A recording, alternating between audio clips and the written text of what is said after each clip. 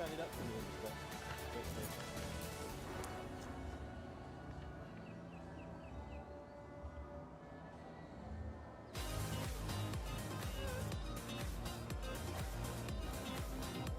It's down on the box, isn't it? Yep. I just need to talk to it. I got him to start with it. Okay. Hello and welcome to the WEF Grand Prix show presented by Jumper, and we're here at the Winter Equestrian Festival, and Jumper providing our official stats and our presenting sponsor of our pre-shows for the Grand Prix as well. Our presenting Grand Prix sponsor here this week is Bainbridge. Our thanks to them, with offices across the country from Wellington to Washington to Atlanta to New York. Bainbridge, one of the nation's premier owners, developers, builders and managers of multifamily investment real estate. And to Dodd Technologies, bringing their technology to our sport here as well. Industry leaders providing creative design and technical support services for the sports, entertainment, corporate communications and special events markets as well.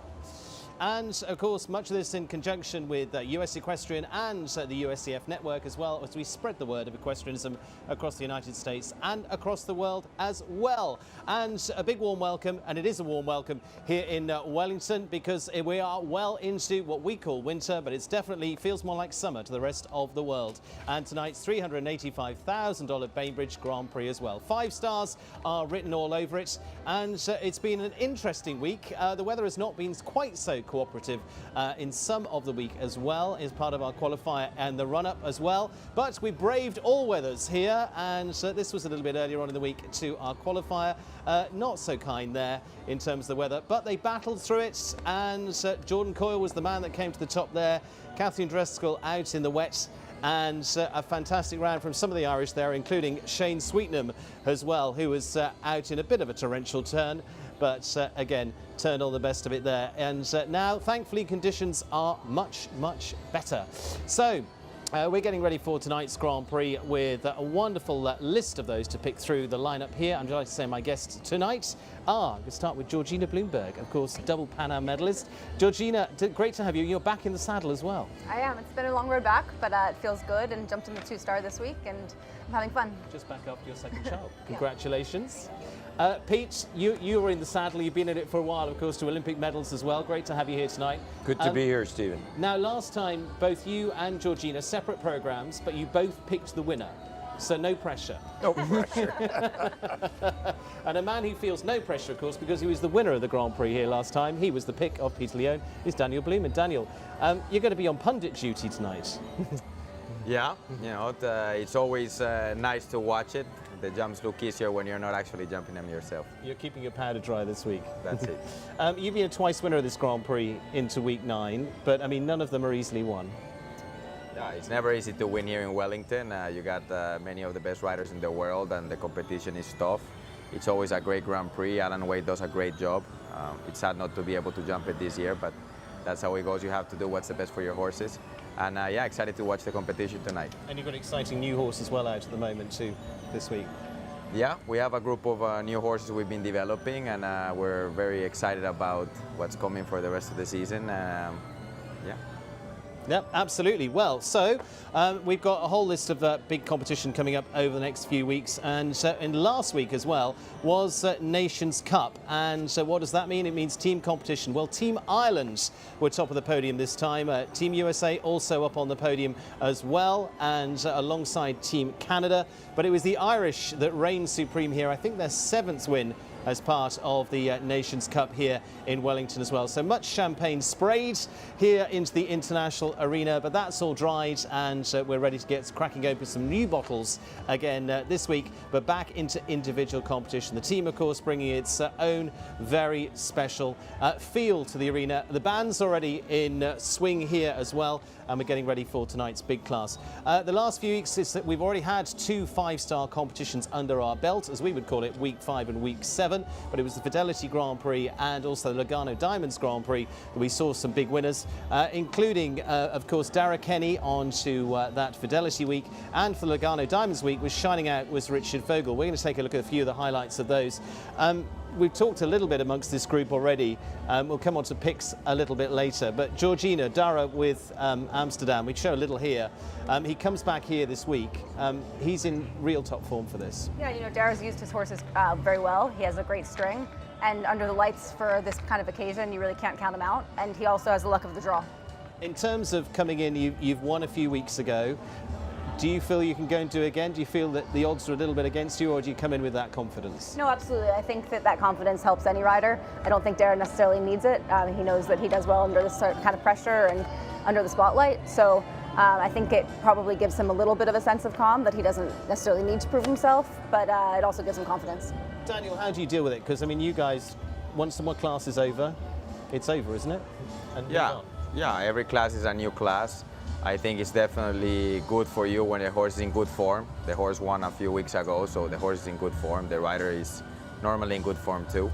But again, he's not the only one in good form here. There are multiple riders, and as you know, it's never easy to go and get it done and get the win. First, you gotta jump clear, give yourself a chance to be in the jump off, and then you have to win it. And this Grand Prix normally doesn't have too many clear rounds. Alan Wade likes to keep the jump off short, so it's always exciting, and I think it's going to be very cool to watch who ends up with the win tonight. Peter, from your point of view, we all were watching here a couple of weeks ago when we went into that Lugano Diamonds Grand Prix. Richard Vogel has been the talk of much of the season. We're going to take a little look at some of his jump off round there, and it's a very special horse indeed. Probably the most special horse in the world right now. He's had amazing wins on the world stage in the biggest classes, and what this horse can do is unbelievable.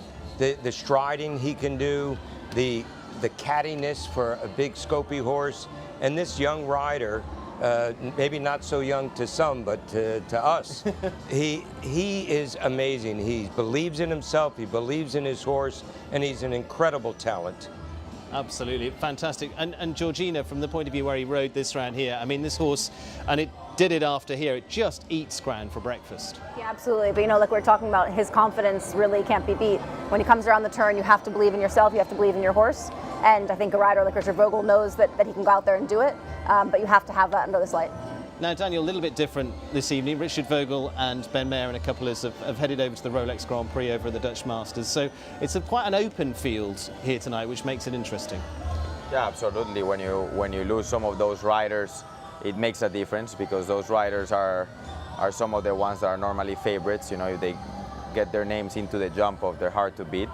So it leaves a little bit of an opening. But again, you know, you still have a class with a lot of the best that we have around here, and it's wide open to see who ends up taking it. Georgina, we watched some impressive performances so far this season. The level of competition here, it never gets any lower, and it doesn't matter what week it is. I mean, we've had some of the weeks, again, riders are managing their horses, not always going for the big week and pinpointing. Yeah, absolutely. I mean, you know, like Danny said, this week is a little bit different. It doesn't read from the list really as high quality as the last 5-star, but that gives an opportunity for another rider to step in that we didn't see coming, and I think it kind of gives other people an opportunity, and I think somebody will surprise us tonight. And we've got a few swap outs as well. Richard Vogel stepped out, but people like Harry Charles, who's another hot one right now for the British rider, has stepped in. So we've done a little bit of swapping around. Yeah. Looking how to see how they fare this week as well. So they're going to be keeping it fresh. Peter, from this point of view, tonight we're well into the season. They should all be up and running and going now. This should be competitive. Oh, they sure are. And one component we haven't talked about is the incredible course designer here tonight. Yes. Irish course designer Alan Wade. The course is one of the best in the world. He doesn't care whether Richard Vogel's in Rolex in Europe or whether he's jumping here tonight. This is one hard course. The intricacies, the height, and working with Alan, a couple years ago, I was always, curious, because 4-star says -60, 5-star says -60. So I asked Alan Wade, I said, geez, Alan, what's the difference between a 5-star and a 4-star? He said the width. Yeah. So it's going to be very, very interesting tonight. Another comment about the winners, the riders that are at the top of the sport, they have special horses But what's really important is they understand the strengths, weaknesses, and incredible talent that each horse has. They understand their horses. So Richard Vogel knows his horse, knows how to take advantage of his strengths. McLean Ward, callous, completely different type of horse, but he knows how to take advantage. Derek Kenny with Amsterdam, at this point now he really knows that horse. So whoever wins tonight is going to be like this with their horse, and they're at the top of the sport and they're a winner. Absolutely, and that starts to narrow it down from that point of view. It's going to be really interesting. Some new combinations in there, as you say, but we're still looking at Kent Farrington, world number 5, McLean Ward, top 10, Shane Sweeten, number 11, Harry Charles, let's say, comes into the equation. We're swapping top 20 riders for top 20 riders. Harry Charles and there, Derek Kenny completing those out of the top 20, so it's going to make it interesting. But Alan Wade, you've jumped his courses enough. We'll talk about him a little bit later, but they're usually pretty delicate. Yeah, Alan knows how to build courses in a unique way. Alan is one of the few course designers that is capable of putting a short distance that doesn't have an option. So it's going to be short. Like you don't have an option to do a leave out, and he likes to do that a lot, and he does it very well. I didn't get to walk the course today, but I assume we have the open water, do we? Yes, we do. So we have the open water, which he normally uses, and he uses it very well. So it's going to be a test, you know, like George and Peter said. It's going to be a test out there, and whoever wins for sure makes a great combination with their horse and has a good year ahead of themselves. It got gritty in the first of the qualifiers this week with the weather and everything else that went in there. Jordan Coyle coming out top of there with for gold, and a few others there in the top few, Georgina. It's going to be, if they've come out of that all right, they can handle this all right. Yeah, it was not an easy WEF for a lot of the riders, and you know, a lot of the riders had to ride in torrential rain. But I think the open water will make a big difference tonight. There are a lot of riders who haven't jumped one yet this year, especially under lights. It makes a big difference, and I think that's absolutely going to come into play. What does make a difference? Because we talk in commentary a lot about, you know, the water trays, the water jump under the lights. What's different? The lights will shine on it. Also just the pressure. You know, it's a totally different situation when you're galloping up to an open water under the lights on a Saturday night. It will probably also have a technical distance either before or after. I didn't walk the course either, but I know that Alan will have some sort of trick up his sleeve. He's got a little skinny after the water. There you go. It's not so much its sleeve, it's open, it's there. He's put it out there for you to go and do it. Okay, we're going to talk about those and break down some of our riders in a few moments' time as well, as we run through some of the big contenders for tonight's Bainbridge Grand Prix as well. But it is Bainbridge, our presenting sponsor here tonight.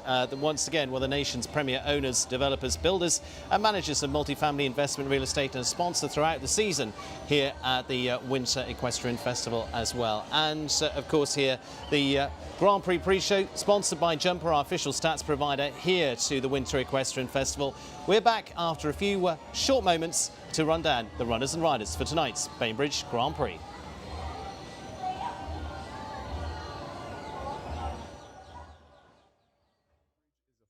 Integrated family of real estate companies who have developed and acquired more than 43,000 units representing $7.5 billion in transactions.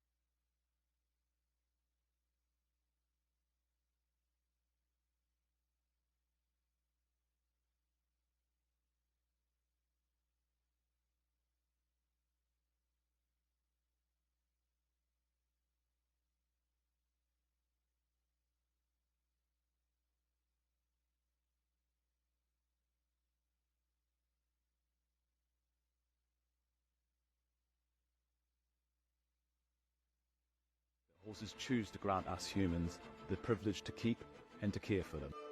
We knew horse feed could be better, so we made it better. Better for those who need power and endurance to fuel performance. Better for those who need the best start in life to reach their potential. Better for those who need the vitality to tackle new adventures. And better for those who seek longevity because they have more wisdom yet to share. Through science and innovation, we've developed a range of feeds that are easier for horses to digest, that deliver more nutrients, and that require lower feeding rates. Keyflow feeds, redefining equine nutrition because horses rely on us. It's that flat 5 or chest in tight. United Touch, you do 5 all day long. Well, welcome back, and we are in conjunction with the US Equestrian and USCF Network for many of our shows here in Wellington, as well as we expand the reach of all of the events here from southern Florida, and that is also in conjunction with Dodd Technology as our representing sponsor for the streaming, but also a major new sponsor this year as well. Industry leaders in creative design and technical support, and involved in many of the top sports, including NFL and NCAA as well. Well, we are going to talk stats as well as we are on the Jumper pre-show too. Look at some of the statistics around our riders featuring tonight, and try and whittle it down. As I say, I've got 2 people on the panel already who've given their top picks each time: Peter Leone, Georgina Bloomberg, and last year's winner Daniel Blumen. We're going to work our way through this, and let's going to take a look at the first of our riders that we're going to focus on, who is going to be Cian O'Connor of Ireland. Ireland, of course, at the top last week in the Nations Cup, and he's riding Yves Dweed that's jumped some 6 rounds above 150, clear round rate of 33%, average faults of 3.3. So if we're looking at a fence down, they're under that, 4 faults or better at 83%. And for him himself, Grand Prix wins here in Wellington, one of those, and 7 podiums too. But he's been very consistent so far this season too. With the Yves Dweed, he was round for just 4 faults in the week 7 Grand Prix. Fancy de Kerguin also featuring onto the Nations Cup team, of course, last week, and he was second in the week 5 Grand Prix with Maurice on that occasion as well. So showing some very solid form so far. I'm going to come to you first, Daniel. Cian O'Connor, Yves Dweed this time. What do we think? Yeah, like you said, he's been having a very good season. The horses are fresh. He's got a good string. I like this horse. I like this horse a lot. I've seen it already for the last couple of years, and I think the course normally suits her. It's very careful, a lot of blood, and Alan's type of design suits well a horse like this on a night like tonight. So we'll see. But I think he's in a very good form, and coming from the win last week for Ireland and the solid results he's had all season, he's definitely a contender. Georgina, you're familiar with Irish training. What are your thoughts on Cian? You can never count Cian out. He's a great rider, and he won't be going into a class like this unless he's 100% prepared to put in a clear round. I just don't think that at the end he's going to have the speed that we've seen really need to win these jump-offs, but I think you can count on him for a double clear very easily. Yeah, potential podium. We'll see how it comes out. Peter, consistency is one big watchword here as well. Being placed throughout these Grand Prix in the season is not a bad season overall. Cian is one of the most talented riders in the sport today. The other thing that's unique about Cian, he's a very smart rider. His course walking and execution reminds me of the best American riders out there. He's very different than his European counterparts. The other thing that Cian is, on a scale of 1 to 10, he's a competitor. That's why he rides anchor for the Irish team. That's why he's got Olympic medals. The guy's a winner. And you can never, like Georgina said, count him out. Excellent. Okay, so Cian O'Connor's on our potential radar for tonight. As I say, finished second into the Fidelity Investments Grand Prix earlier on this season as well. Let's move on to our second, and it's our incomer of the world number 13, Harry Charles. And Harry, still youthful yet, as you can see from his picture. And his dad has won here on a number of occasions over the years. He's supporting in here.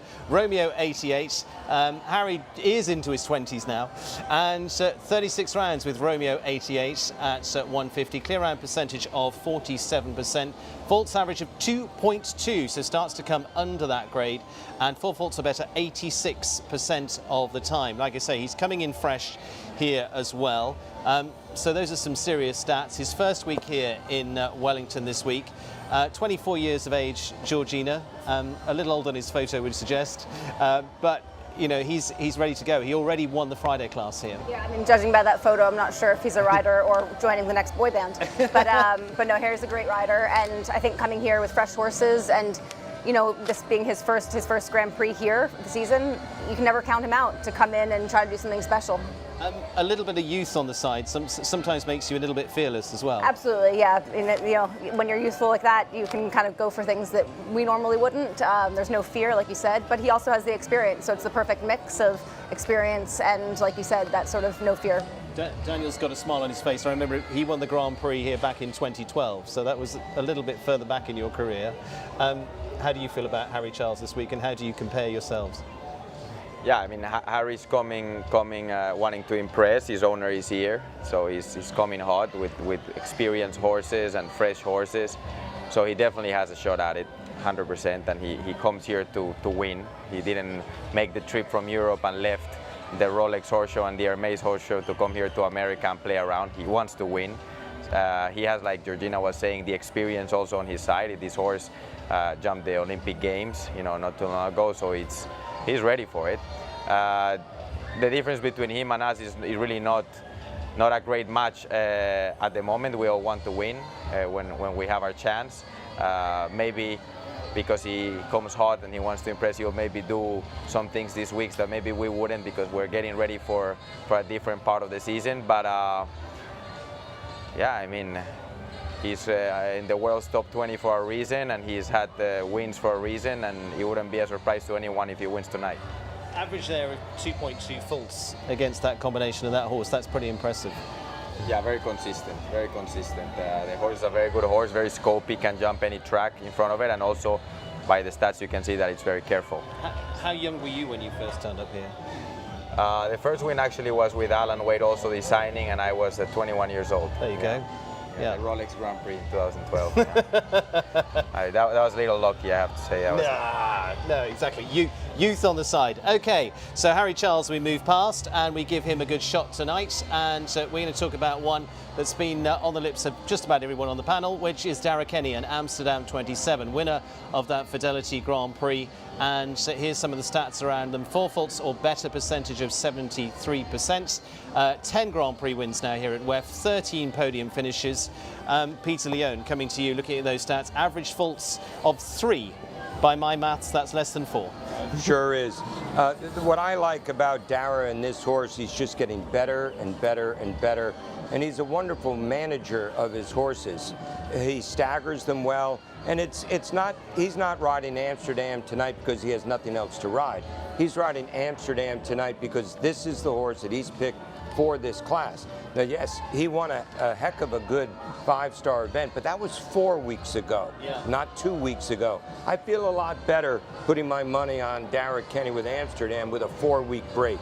He's here to win tonight. Okay. Dara Kenny then is very much in the mix. Let's take a look at a couple of the home riders as well. And first up of those is Kent Farrington. Kent's the highest ranked rider in the world, world number 5. On the podium here a few weeks ago as well, as he is consistently. Greyer 4th in that 5-star Grand Prix back on week 5. Riding Greyer tonight, 2.2 is an average of their faults. 4 faults or better, well, 100% of the time. That's pretty good. And 9 rounds at 150 plus, clear round rate of 44%. And 10 WEF Grand Prix wins, 24 podiums. And Peter's shaking his head. Georgina's looking at that. That's pretty good stats. Georgina. Yeah, no, I mean, Kent's a winner, flat out a winner, and this is a great horse. I think if he's in the jump off, he is one to beat. I think what is counting against him is really the draw. I think that the fact that a couple of our picks go after him will make a difference, but if he was kind of the last one to go, I think everybody would pick him. Okay. Peter, fellow American. I mean, he's either going to win tonight, or he's going to be the fastest 4-faulter in the jump off, or he's going to be the fastest 4-faulter in the first round. I mean, the guy's that good, and he's a freak. He's a rock star, and unfortunately for him, he does go early in the jump off. But those of us that know Kent, doesn't really matter. He's going to go out and put in his round. It would be no surprise if he went out there and won tonight. And sometimes he likes to get that round in early, get it laid down, and let you all go after him. Yeah, I mean, I think Kent is riding, first of all, a very fast horse, a horse that has been jumping very well. He had one rail 4 weeks ago in the jump off, and I believe he had the time. He had the time to win the class. And I think today he's going to ride hopefully he makes it to the jump off, and when he's in the jump off, he's going to ride around that it's going to be very difficult to catch. Again, the draw is maybe not the most convenient for him because he goes early, but if he rides the round the way he wants to ride it, it's going to be very hard to catch him. Don't catch me. Another that could put a very fast round down is the man who won the Coachella Cup in California last year. That was $1 million class for Carl Cook with Kalinka, same horse, and 21 rounds now under their belt, over 150. Average faults of just short of 3, and 4 faults or better 90% of the time. WEF Podium's just one of those so far, but he's been building them up swiftly. And Peter's nodding his head for the Californian. What do you think, Pete? Well, I mean, the guy's a talent. He's got great horses. And when it's his night, he can't be beat. I mean, all of us have gone against this incredibly talented rider and these great horses.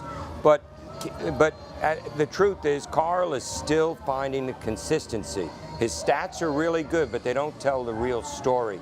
He can be great, and he can have a bit of an off night. So we'll see what we're going to get tonight. It'd be no surprise for him to win tonight, but we'll see. One thing he will be, Georgina, is exciting. Yeah, absolutely. You know, I love Carl. He's a great rider. Coming off of not such a great Nations Cup, he does have something to prove, and that can either you know, really inspire him to go out there and do his best, or he can crack under the pressure. And I think, like Peter said, we'll see what we get tonight. Absolutely. So it's going to be guns drawn later on. The California may be in the mix. Kent Farrington, speed. Daniel, I don't think there's any doubt it'll probably be fast. The jump off? Yeah, for sure it's going to be fast. Without it. The first round could be fast. Yeah. We don't even have to that's given. Given. I mean, the only way that it maybe wouldn't be that fast is, okay, we have a very difficult track. There's a lot of jumps that can come down. And it has not been a surprise to see a 2 or 3 person jump off, and in that case then it becomes a huge amount of strategizing. Which has worked for you. I've been part of those. Yeah, I've been part of those before, and it's worked for me. So you know, there's a lot of good stuff tonight here. Brilliant. So we're going to be back after a very short break to take out the picks, and those are the jumper stats on each of our riders we've picked out through. And thank you to them, and of course our presenting sponsor of tonight's $385,000 Grand Prix is Bainbridge Companies as well. We're back after this break.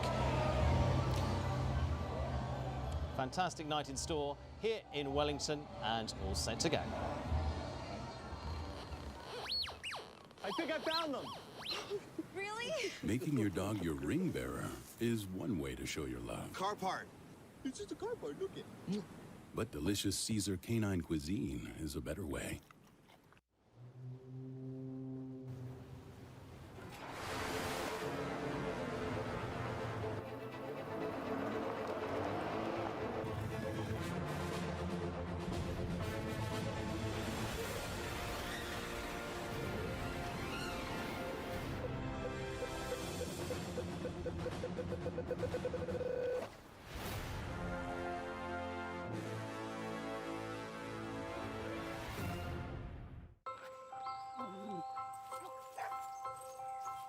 From playful puppy to adventurous adult, help keep them healthy. Iams for life.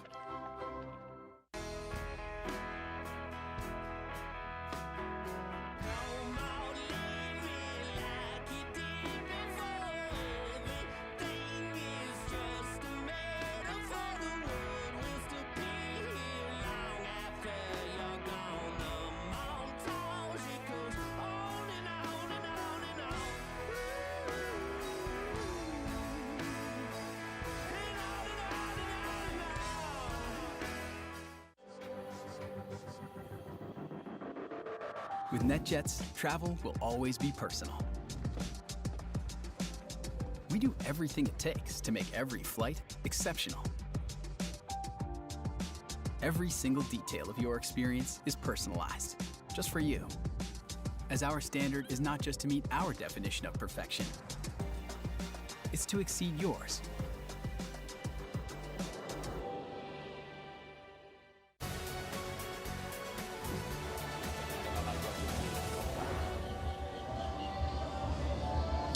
Well, welcome back, and our program's brought to you in conjunction with US Equestrian and the USCF network, as well as they bring you all the sport here across the United States. And it's been an exciting season so far, and to our presenting sponsor tonight of our pre-show of Jumper as well, the official stats provider here to Wellington. Well, we've talked a lot about the course, and we can pontificate all day, but the best thing to do is go and catch up with the course designer, Alan Wade. And Danny is out there. Danny Goldstein's out there to go and catch up with Alan. Very good evening to you both out there in the warm-up, out ready for competition. All right. Thank you, Stephen. All right, Alan, I'm here with our course designer for tonight's class, Alan Wade. Thanks so much for joining us. Tell us, what was your strategy for building tonight's class? Well, first of all, you go by the FEI schedule. It's a 160 with specific height requirements because it's a more qualifying class for the Olympic Games this year. So we must have 3 oxers, 153 high, minimum 160 wide. We must have at least 3 160 verticals plus, water jump, Liverpools, narrow fences, triple bars, plank on top. So basically, all of these have to be part of the 5-star course tonight. Absolutely, and you have everything in there. What do you think is going to be the trickiest part of tonight's class? Well, look, different parts of the course will suit different horses. For the triple bar to the skinny, it looks for control, and then you need to move up to the water to gain a bit of time to get motion. So different tests. Some people will like certain parts of the course for their horse, and others will like different parts. Absolutely. Do you think the time allowed will play a factor in tonight's class? I do. We're after measuring it numerous times, but like when you get to these dimensions, people obviously slow down a little at times and take a wider turn if a fence proves a hot spot or needs a bit more care. But you still have to travel at a rate. Sometimes it's easier to get up to that rate and continue through the course to jump the bigger fences, but that's up to the individual. Absolutely. And what do you think about the heat and humidity? Is that going to play a role as far as stamina with the horses? Well, I'm after going around the course about 10 times today, and I'm from Tipperary, and I'm after surviving. So the weather is getting cooler. These are professional athletes and professional horses. They're jumping for a lot of money. I'm sure they're peaked to perform tonight, and let's hope they all get home safely first is the main thing, and then that we have good sport afterwards. All right, perfect. All right, we're going to head back over to Stephen now. Thank you so much, Alan, for joining us. All right, back to you, Stephen. Thank you very much, Danny. Yes, well, that's Alan's view on what's coming up. We're going to give a little bit of what we think as well. And as we talked about a lot, we know the signatures of Alan's courses here. Daniel, you talked about that. It'll be delicate, it'll be tough. He'll just have that little sting in the tail somewhere from that point of view. Do you agree?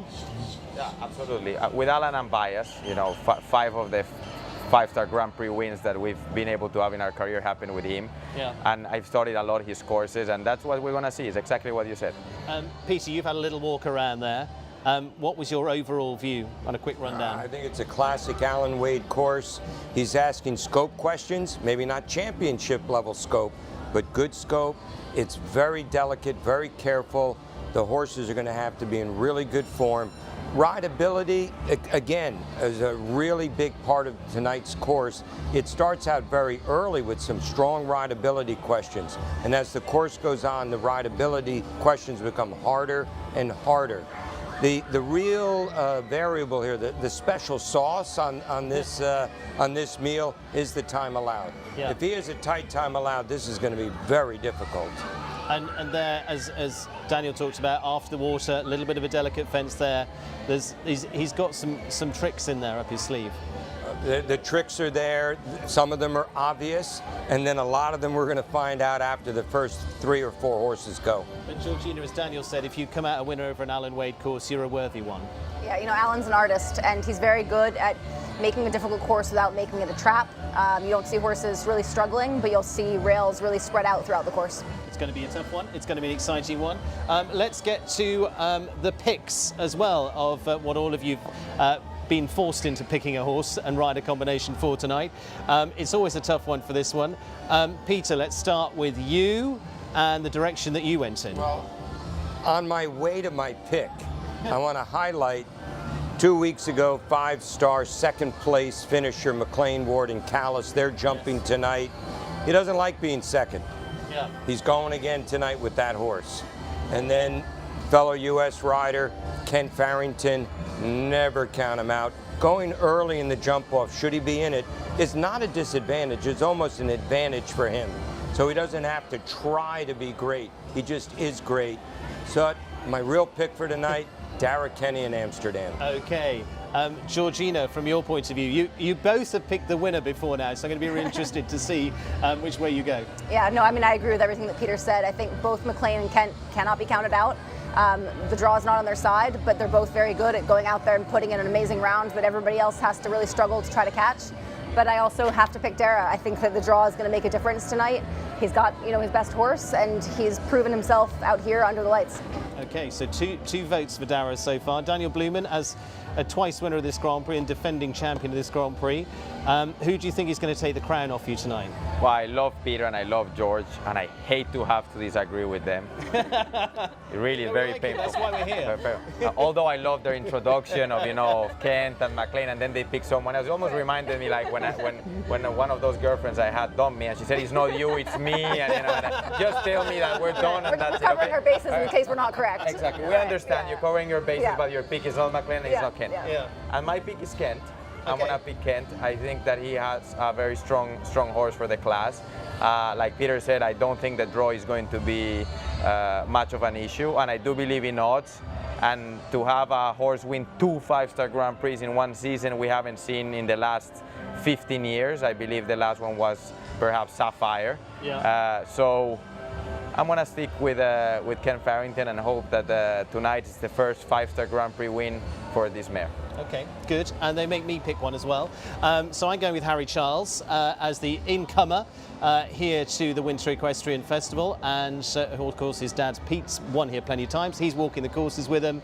He's got that little bit of extra knowledge there. I'm looking at Peter Leone here. That does make a difference, though, in my book. It sure does. And, Harry's got that youthful cockiness combined with talent, combined with being competitive.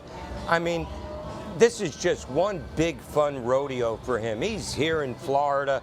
Alan Wade, who he's jumped before, he's got a great horse, he's in great form. He's just having a blast. No surprise if your pick is the right one tonight. You've been the young cowboy in town. Am I in the right direction or not?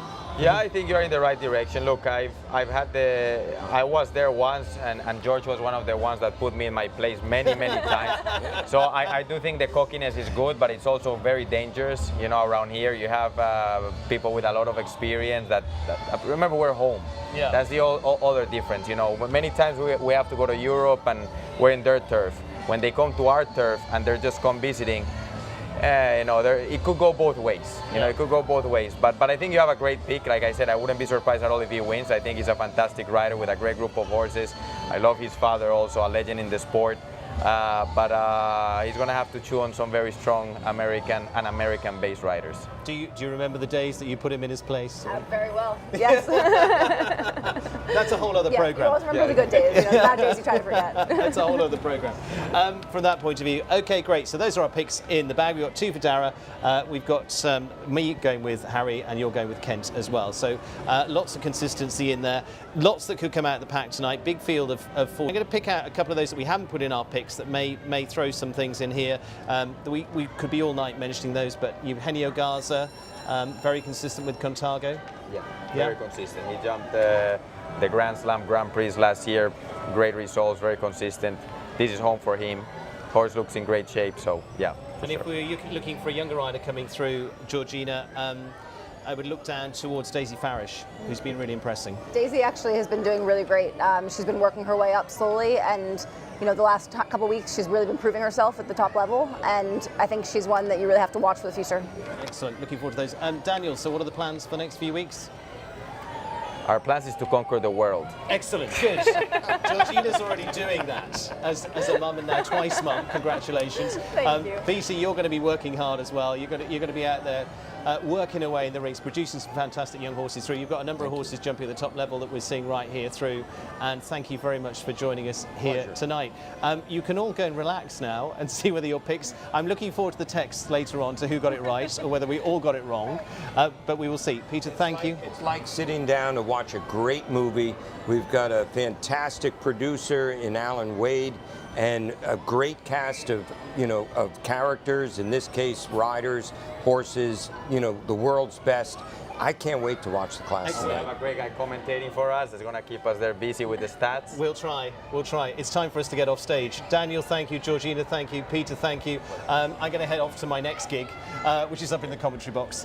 Thank you very much to all of you. And thanks to Jumper, our presenting sponsor tonight of our Grand Prix pre-show as well. And as I say, providing all the stats. We'll bring you some of those during the show as well. And also our presenting sponsor here tonight too, to Bainbridge. Huge supporter here in Wellington as well throughout the weeks, and also to those that have joined us throughout. We will be back after a break. We've got lots coming up for you in the run-up to tonight's Bainbridge Grand Prix. See you then.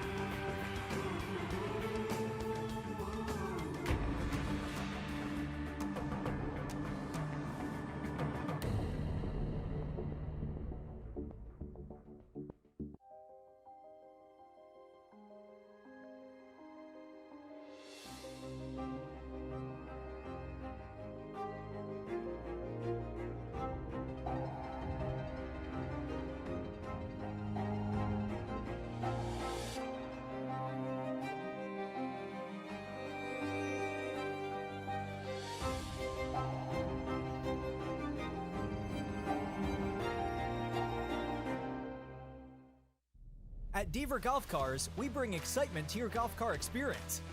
We have an extensive range of new and refurbished inventory, and our team will fulfill all your sales, service, and rental needs. Whether you're teeing it up on the course, cruising through the neighborhood, or at the campground with family and friends, we have options to fit each and every lifestyle. Experience the Deaver difference, built on a tradition of excellence and service since 1978.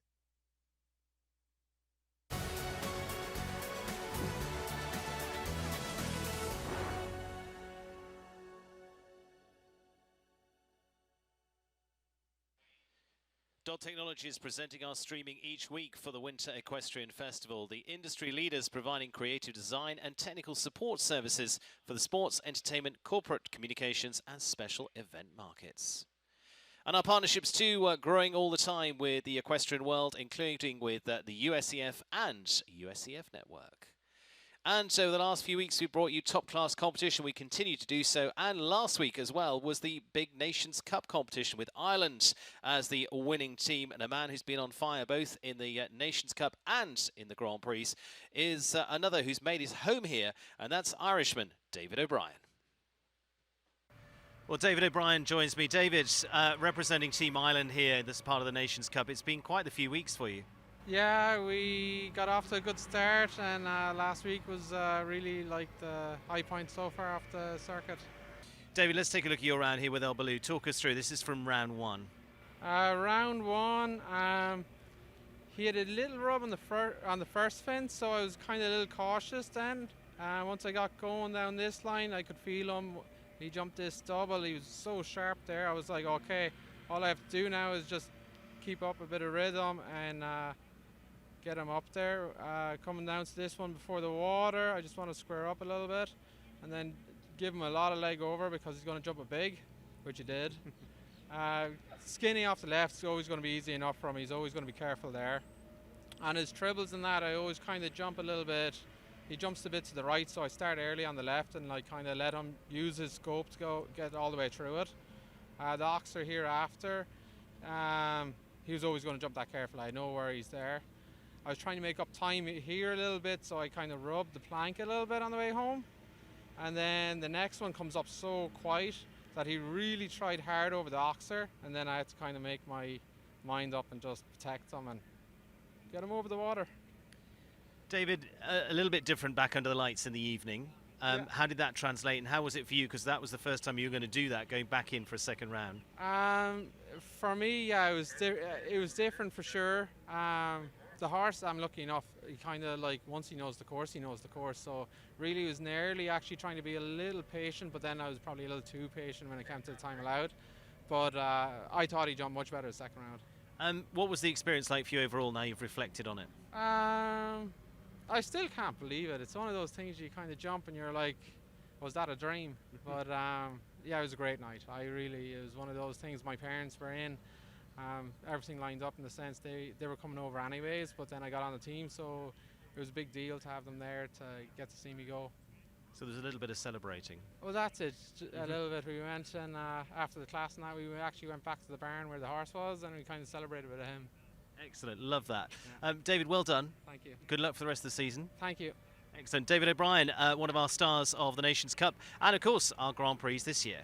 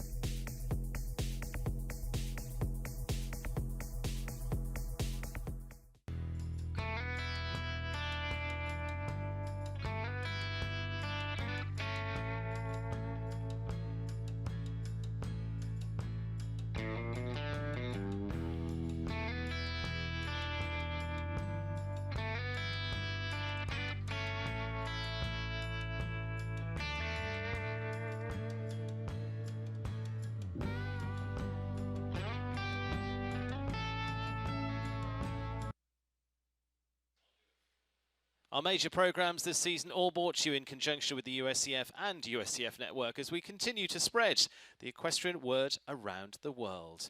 And also we bring you all the stats and analysis of the big competitions, and we've teamed up with Jumper to do exactly that, the official stats provider here to the Winter Equestrian Festival.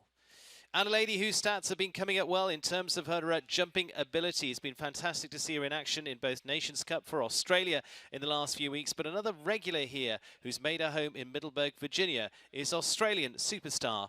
That is Tyza Irwin. We caught up with her a little bit earlier on this week. Well, here in Wellington, we've had some big weeks, including Nations Cup last week, and Tyza Irwin was with us as part of the Australian team, as we can see. Tyza, we're a long way from Australia. We are very grateful to be here in the land of equestrian sports here in Wellington, Florida. For you, it's been a round the world trip to get to this stage, hasn't it? Give us a little bit of your background. Yes, absolutely it has been. I do not come from a horsey family.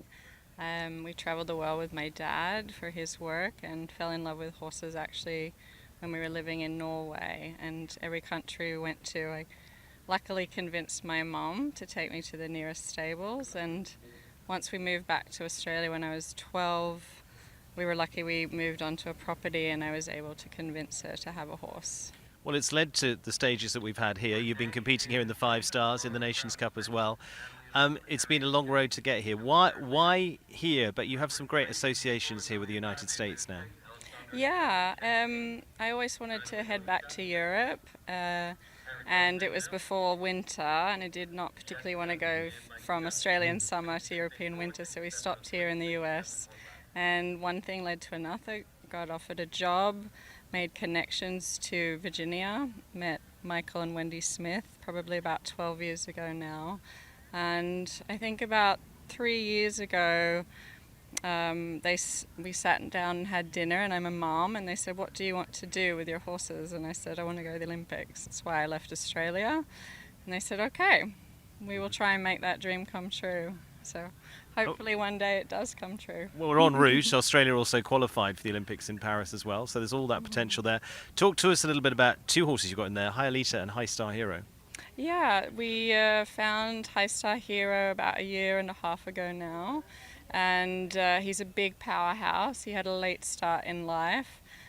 He's actually very, very sensitive on the inside and a little bit slow stepping, so it's been a bit of a slow process with him because he always wants to do the right thing, but he gets a bit tangled up sometimes. But I really believe in him. He has everything for a championship horse. Hialita B also had a really late start in life. She's had quite a few foals. We got her early summer last year, and she's completely my type. Just a hot mare that is really, really spicy, very particular about who she wants around her.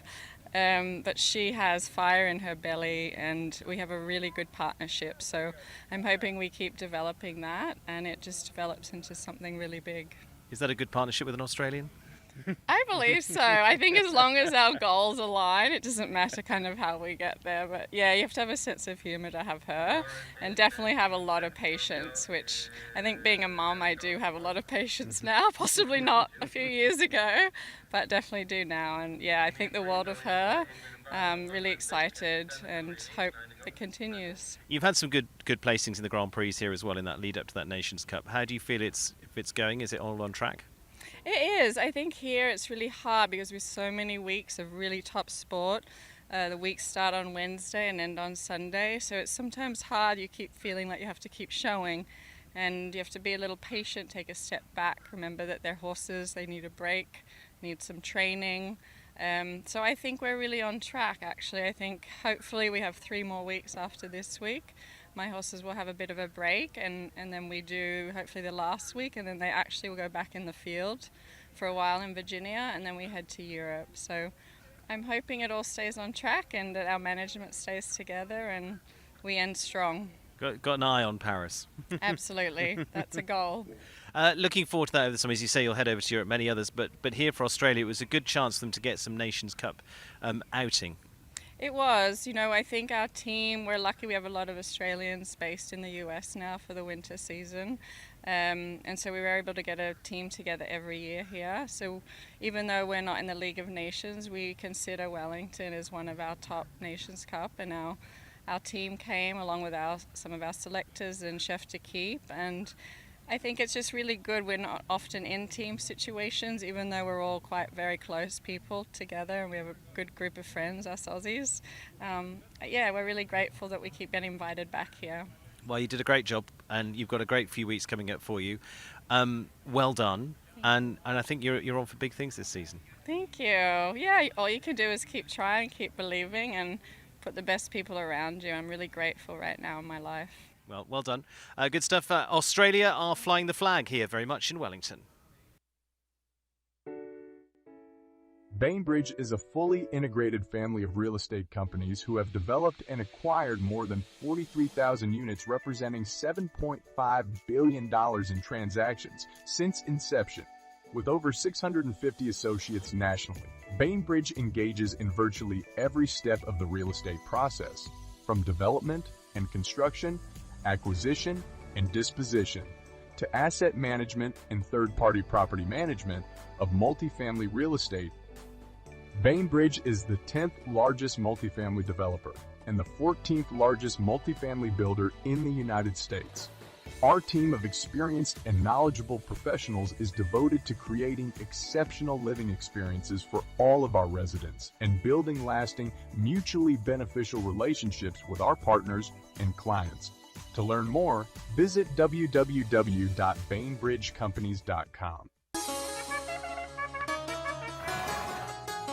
We have the Pegasus. It's going down in a major way. The biggest.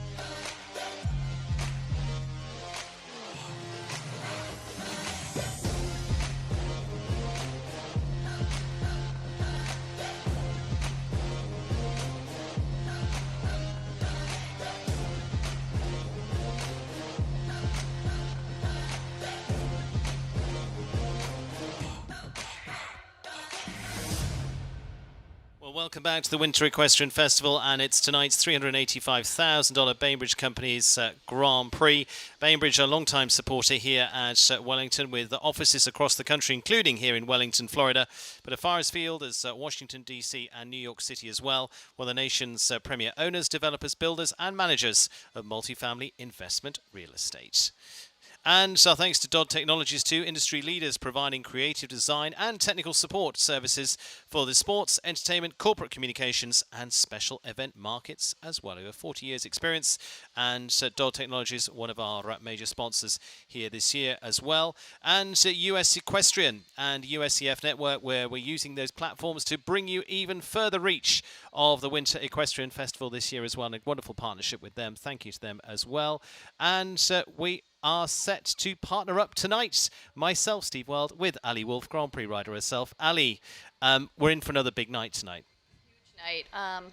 The jumps look massive. We're into our second to last 5-star week.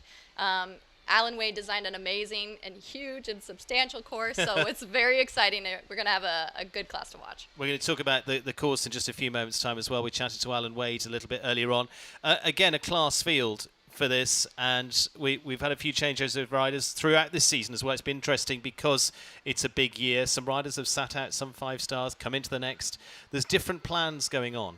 Yeah, it's all about strategy. You know, we're here for 12 weeks. We have a couple of 5 stars. Obviously, everyone is gearing up for that last 5 star. So it's going to be a fun testament to how the strategy plays out for horse and rider. Yeah, here's some early runners in there. Margie Gold-Stengel and Ashley Bonds are early ones to go for the clears over Alan Wade's course in this Bainbridge Grand Prix.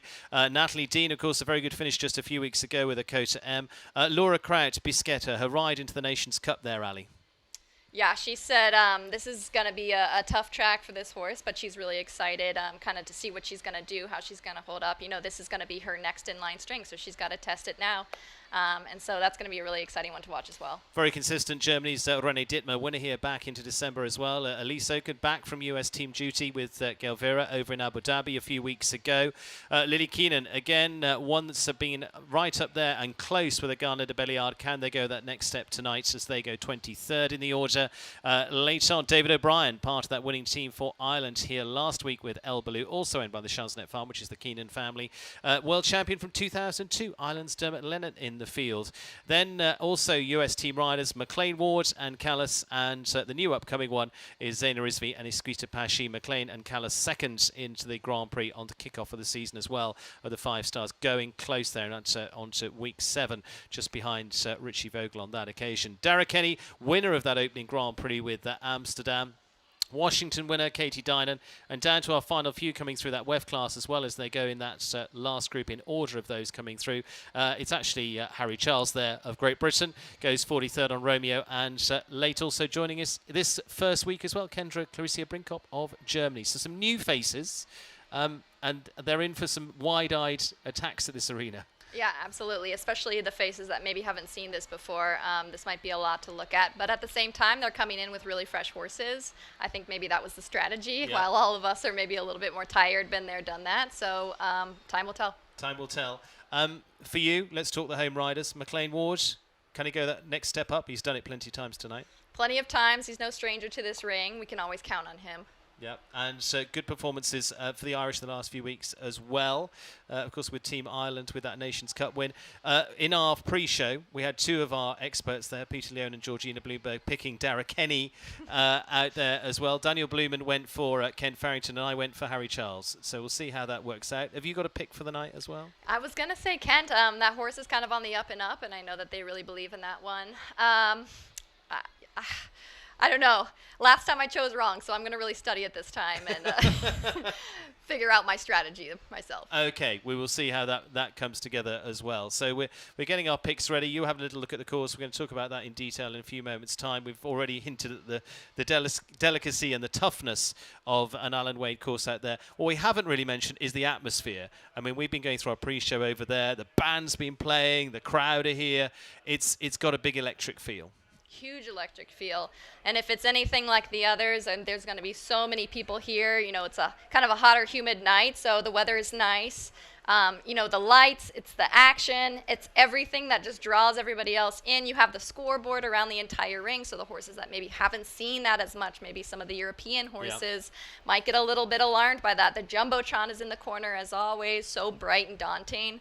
But again, just the atmosphere is so electrifying, and that's what's fun for tonight. And that's what's fun tonight. There's nothing like being in this arena when it's rattling with the crowd. Absolutely. There's no better feel, especially when you put in a nice solid round, or even the crowd just cheers you on. Absolutely. You've been in there for it. It's pretty exhilarating stuff. Very much, yes. You kind of forget about what just happened when you come out of the ring, but then you watch the video later, like, oh my God, I can't believe that happened. That was amazing. Some very special memories out there as well. More to be made too. Lots coming on for tonight's big rundown for this $385,000 Bainbridge Grand Prix as well. Danny Woolman's also going to be on the sidelines for us too, catching up with many of the riders. She herself, of course, a multi-winner of the Grand Prix here as well. So we've got full team in place and ready to go. And we're going to head down to Danny, who's down in what is a warm evening, and it's the well-named warm-up. All right, thanks, Stephen. I'm here with Thursday's WEF winner from the Challenge Cup, Jordan Coyle. Tell us, how does it look out there tonight? Yeah, I think like every 5-star it looks quite tough actually. There's a lot of very good horses here, so yeah, there'll be enough clear, I'm sure. Absolutely. Does your horse feel ready for this after winning, of course, on Thursday? Yeah, I think so. Actually, he feels quite fresh. It doesn't take that much out of him, actually, the jumping. So yeah, I think he should be ready. All right, well, thanks so much. Good luck tonight. And we are heading off to a quick break. Thank you guys so much for watching. Stay tuned. Of course, thanks to Dodd Technologies for supporting our live stream, and of course to Bainbridge for support of tonight's class. Stay tuned, everyone.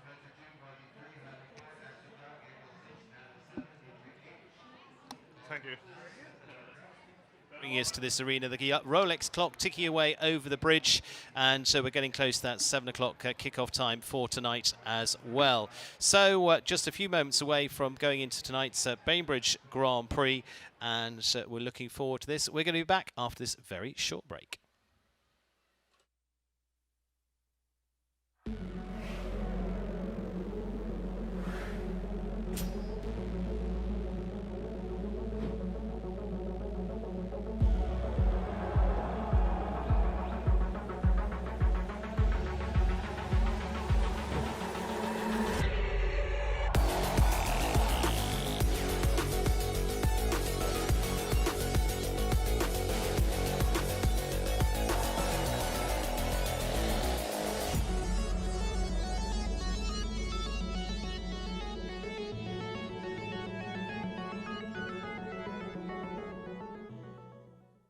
Can Jumper help you find your next top horse? Let's say you're looking for an 8-year-old, competing at meter 40, jumping clear 60% of the time. Jumper lets you find top horses by age, pedigree, or performance. Download now and take the guesswork out of show jumping with Jumper.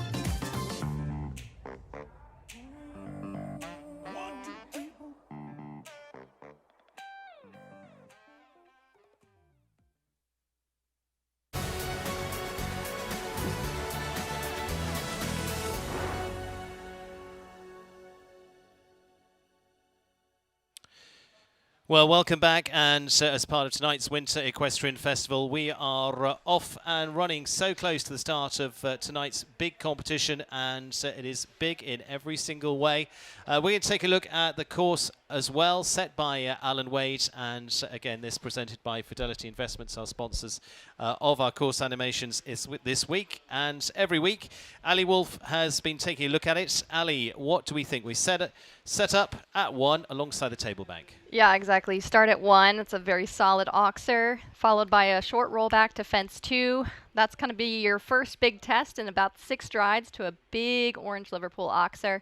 You're going to hook a very, very quick left-hand turn to a very daunting triple bar, which afterward as a very short stride to a very, very skinny red fence. And then you're going to have to hustle down to the water, 9-ish strides, but it depends on your horse. After that, it's about a short 5 to a tall, tall vertical.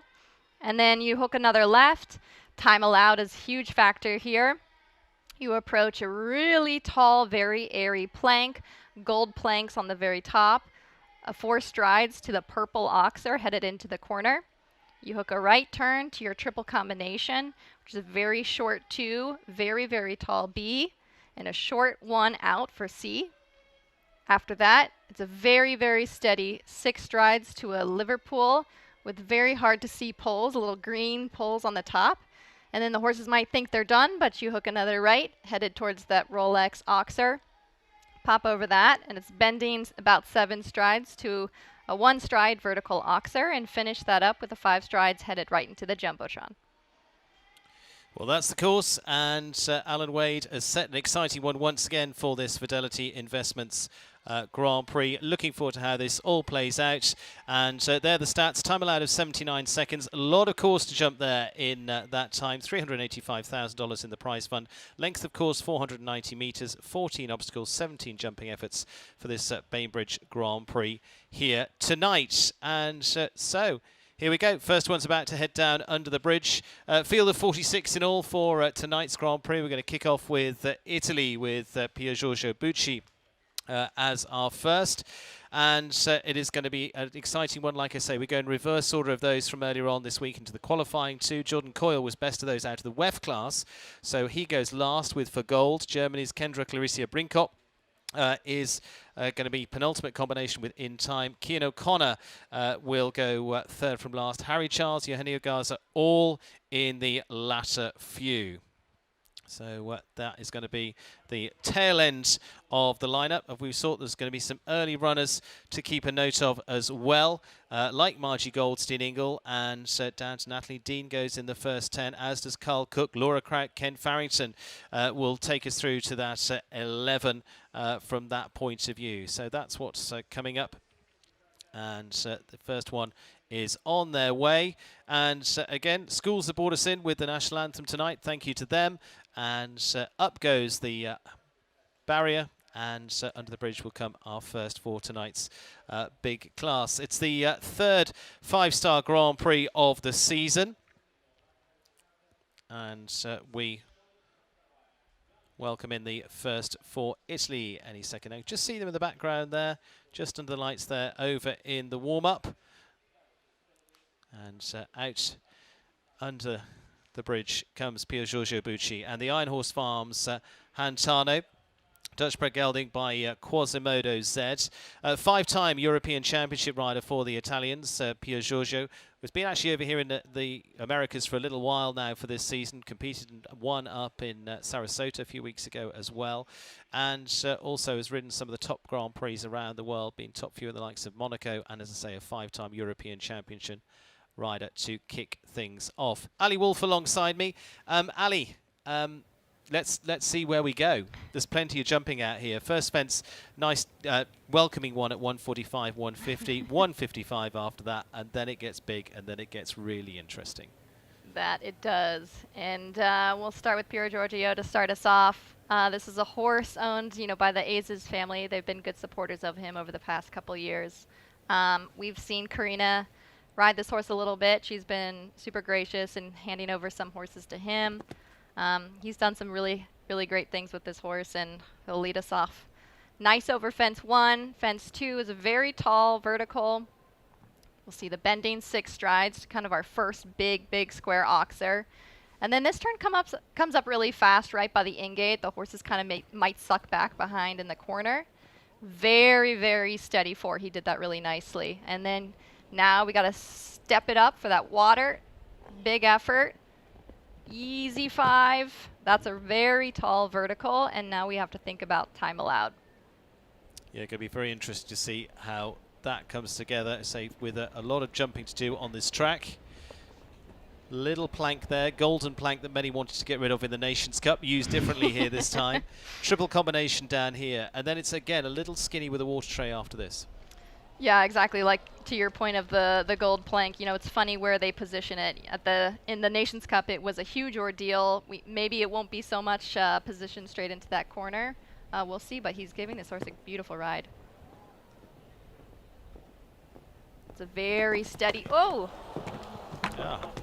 It's just a blind turn. It's really hard for the horse to get their eyes on it, but it's a blind turn around the gazebo, probably a 7 stride to very, very tall vertical, followed by an oxer out. Just a lot for the horse to kind of get their eye on 1 to 2 strides out. Well, they are all A-OK, just walking out the arena there, Pier Giorgio Bucci and Hantano. All fine. I think we'll just see them in a second, just doing his boots. And we will go on to our next for Spencer Smith and the Ashland Farms Keeneland. Now, this was a really interesting one that we've seen a couple of times now this season. And we will see it once again because this is now an 11-year-old by Carmina Z for Spencer. Spencer, a past winner here in Grand Prix as well. Jumped around for just 4 faults in the Week 7 Grand Prix as they were coming into their first 5-star Grand Prix together. Of course, he's had long associations with Theodore Marseille and Ayada. Finished 8th place in the NetJets Grand Prix as well. It's been a really impressive horse to watch. Yeah, that it has, and they formed a really great partnership quickly. I want to say this one was seen maybe under Mandy Porter. So this one has kind of been there, done that a little bit. Seen some of these fences maybe not this high, but they formed a really great partnership already, and it kind of takes the pressure off kind of his older one at the moment, which is really nice to keep him in the ring as well. Spencer Smith for the U.S. with Keeneland, our second to show. So Spencer Smith, the first of the American combinations here. Nice start at the Bainbridge alongside the crowd side.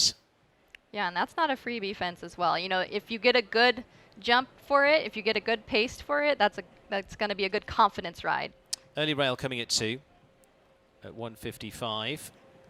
Now here as well, you're coming out to this triple bar, not quite out of the corner, but then you're coming on 4 strides to a little skinny there. And again, the signature here of Alan is some light material. Let's take a look at the water. Now, what was your take on how to ride this? Oh, gosh. Prey. I would say, It's an option. Alan plays a lot in numbers. A lot of things are usually connected as they are here. He'll give you maybe 1 or 2 corners to think about the time allowed. We see that plank come down. That plank has posed some problems here. It might as well tonight. But again, everything always kind of seems to be a little bit connected. There's no time to breathe. There's really, if you mess up one part, it usually kind of carries forward into the next 1 or 2 fences as well. So it's really, really difficult. If you can jump a solid round on an Alan Wade course, you can call it successful.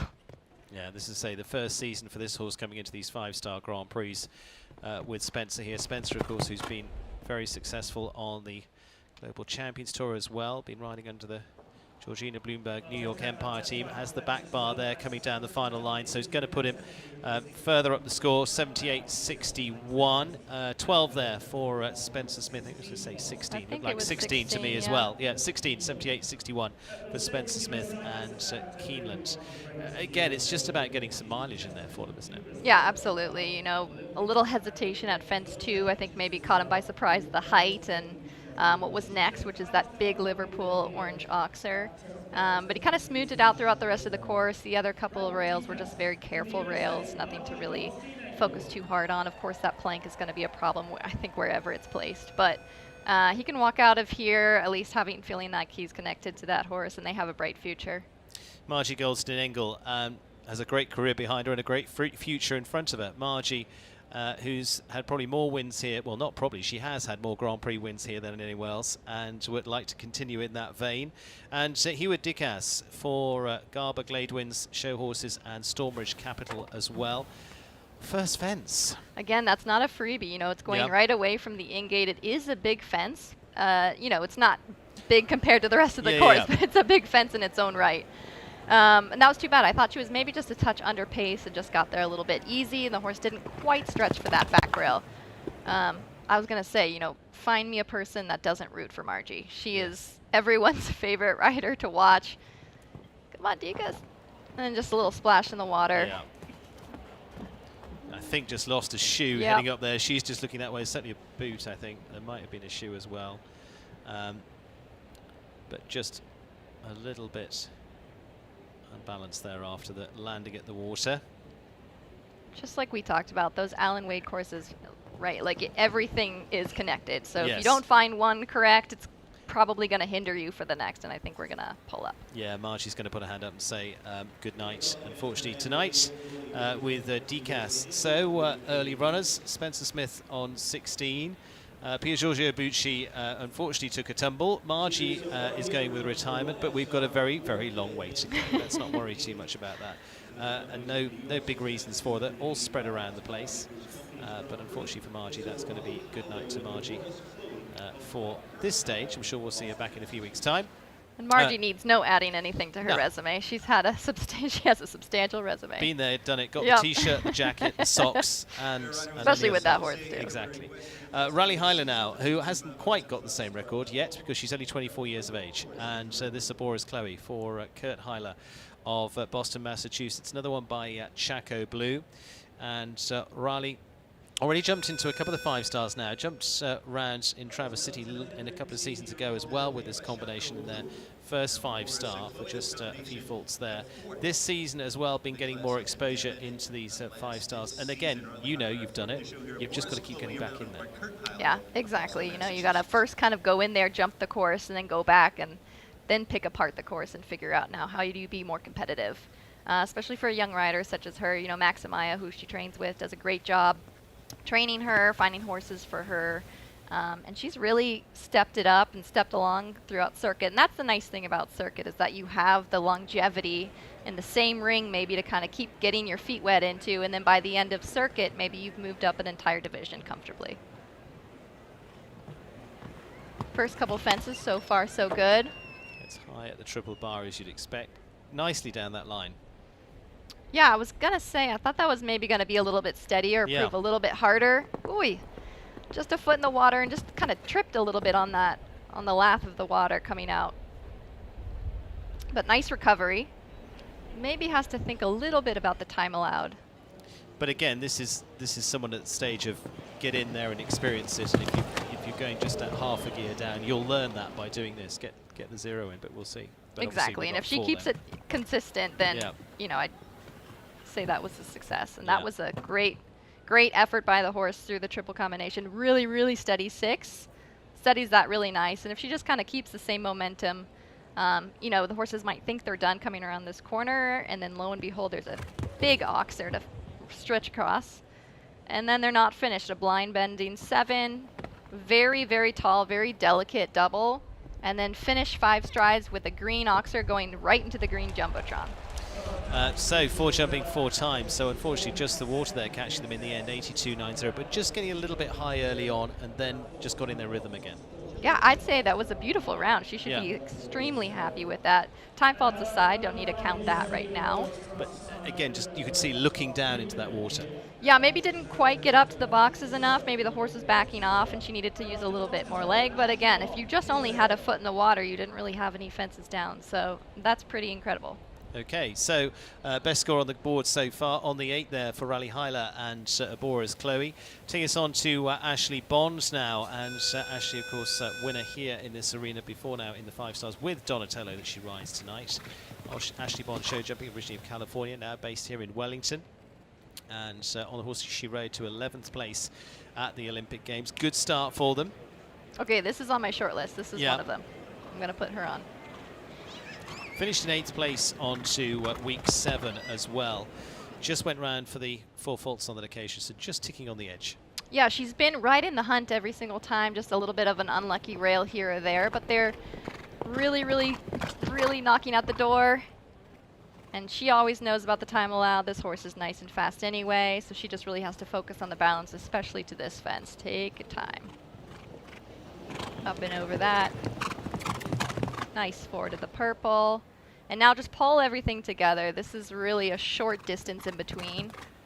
Easy to very tall vertical, very airy, nice 1, and then a very, very steady 6. Her horse has a nice short stride. Also can come together really nicely, so that's not a huge problem for her. That water trail standing at 160, so full up to height here. Back to this Rolex that's a little bit narrowed up at 140. But then you come round this corner, and that was what I was about to say, you come round this corner and the danger is you just start to cut into it. Exactly, and that double, the vertical oxer is just so tall. You know, you're kind of jumping uphill and then jumping out downhill. And again, playing with the pitch is a big thing that Isla does as well.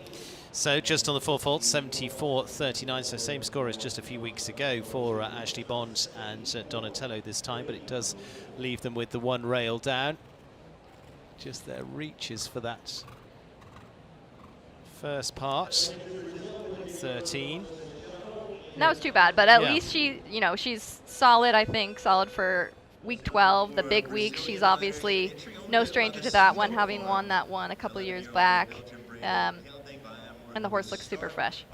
Gabriel Matos Machado now of Brazil, and also was with the Sweet Oak Farm. This is Niles, Belgian bred horse for Gabriel, who's been featuring more into the 5 stars here this season as well. 2 top 5s last week as well with Legoland and Donna, so he's began getting the taste of being on those podiums for the big classes too. Also came from Vicky van der Poel in Belgium. Yeah, and again, we see another one have that back pull down to that first fence. Again, that's not a freebie. And if we remember back to the Fidelity Grand Prix a few weeks ago, there were a number that had the first fence. Yeah, that was, you know, oh, it has the skinny done as well. But that was the strange part, you know, that first fence, typically you don't see that come into play as much. Whoop. Wow. Got there. But when it does, you know, then you're riding the rest of the course with that in the back of your head. Yeah. But at the same time, then maybe if you're neat and tidy everywhere, you can go for a very quick 4 faults. Just trying to keep the control here down that line. Again, 4, just coming a little bit longer there into the triple combination. Going to really have to steady up right here. And doesn't quite get away with it. And a very steady 6 as well. Does that nicely. First season for this pair into the 5-star, did their first 5-star here just a couple of weeks ago. Yeah, he seems to be building up a nice string, actually. A lot of horses to kind of compete at this level, which again is going to keep you sharp. Jumping at this level is a whole nother ball game. Just catches the back rail of the double and finishes nice. 16 jumping, 2-time 80.90 for Gabriel de Manos Machado and Niles for the Brazilian. Just a couple of places there that they were just lacking a little bit of the connection, that rideability went. Yeah, and again, you know, you said this is a new partnership. It's going to come with time. You just got to get in there first, get your feet wet. You know, when you're jumping a meter 30, meter 40 versus a meter 60, it's not going to ride the same. Things are going to come up a little bit quicker. Your distances are going to be a little bit tighter. There's no room for error at this height, and that's where you're going to see just tiny incidences prove a costly rail. So. Well, tiny little kiss for a Kota M then from Natalie Dean there for the Marigold Sport Horses of California. Natalie, who was 6th in the Grand Prix on week 5 in that Fidelity Grand Prix, sat out the next one as well. And they're back in here. Won the U25 Grand Prix a few weeks ago and just getting a little revved up. This is a fabulous horse, and she jumped onto the team last year for the US through to Aachen as well. Again, we're sort of getting a little bit of a bogey at the first fence, but it's not a problem for her. Yeah, and I would assume not, or I would hope not. You know, I think she knows that at this point. But she knows this horse so well now. They've been partnered together for the World Cup and through other major events. You know, she's now no stranger to the big sport team events, and now she has an amazing string. So she has the ability to kind of rotate horses out, but still keep herself in these classes. Very steady 5. Yeah. I think we'll see that a problem on some of the horses that might look at the water. So far, some of these horses are very experienced, have jumped this water in this ring before. 4 stride, no problem. Now she just kind of needs to pull it together a little bit. Yeah, just going to bear the pace down here. Middle part here at 155. Gets away with a rub. Very steady 6. Gets away with another. There is luck in the sport. You have to have some luck. Well, you make your luck as well, don't you? Oh, and that's the thing. You just, we can't quite see there from that angle, but you just feel they just start to try and cut that angle a little bit. Yeah, and you know, I think they think they're done. They've made so many huge efforts. They're coming right towards the end gate. Sometimes they'll sink behind your leg, and even for that split second that you don't catch it, that's all it takes, and it costs the rail. Just on the 474.50, been a good season though so far for Natalie Dean. Just the one down this time with a Kota entrance with Ben Mayer. Little look back here. Yeah, just got a little bit into that front rail, and again, I think she had to leg the horse going through the corner, making sure it was with her. And you know, those poles, the horizontal pinstripe poles, are so hard for horses to see. And you know, just tagged a little bit into the front rail, and that's all it takes. And the fact he's got it set just a little bit beyond the entrance means, as you say, you've got to really ride past that. You know, that's on you to go, wait, make this positive. Exactly. You know, I don't think that's a coincidence, riding past that, and then the triple bar is kind of almost right in front of that in gate, going away from the in gate. So again, that's you know, if your horse has a drift that direction, better watch out. Adrian Sterlix, and this is Orija for the Starlight Farms, the Belgian-bred gelding by Thunder van der Zoethoven. 10-year-old for Adrian.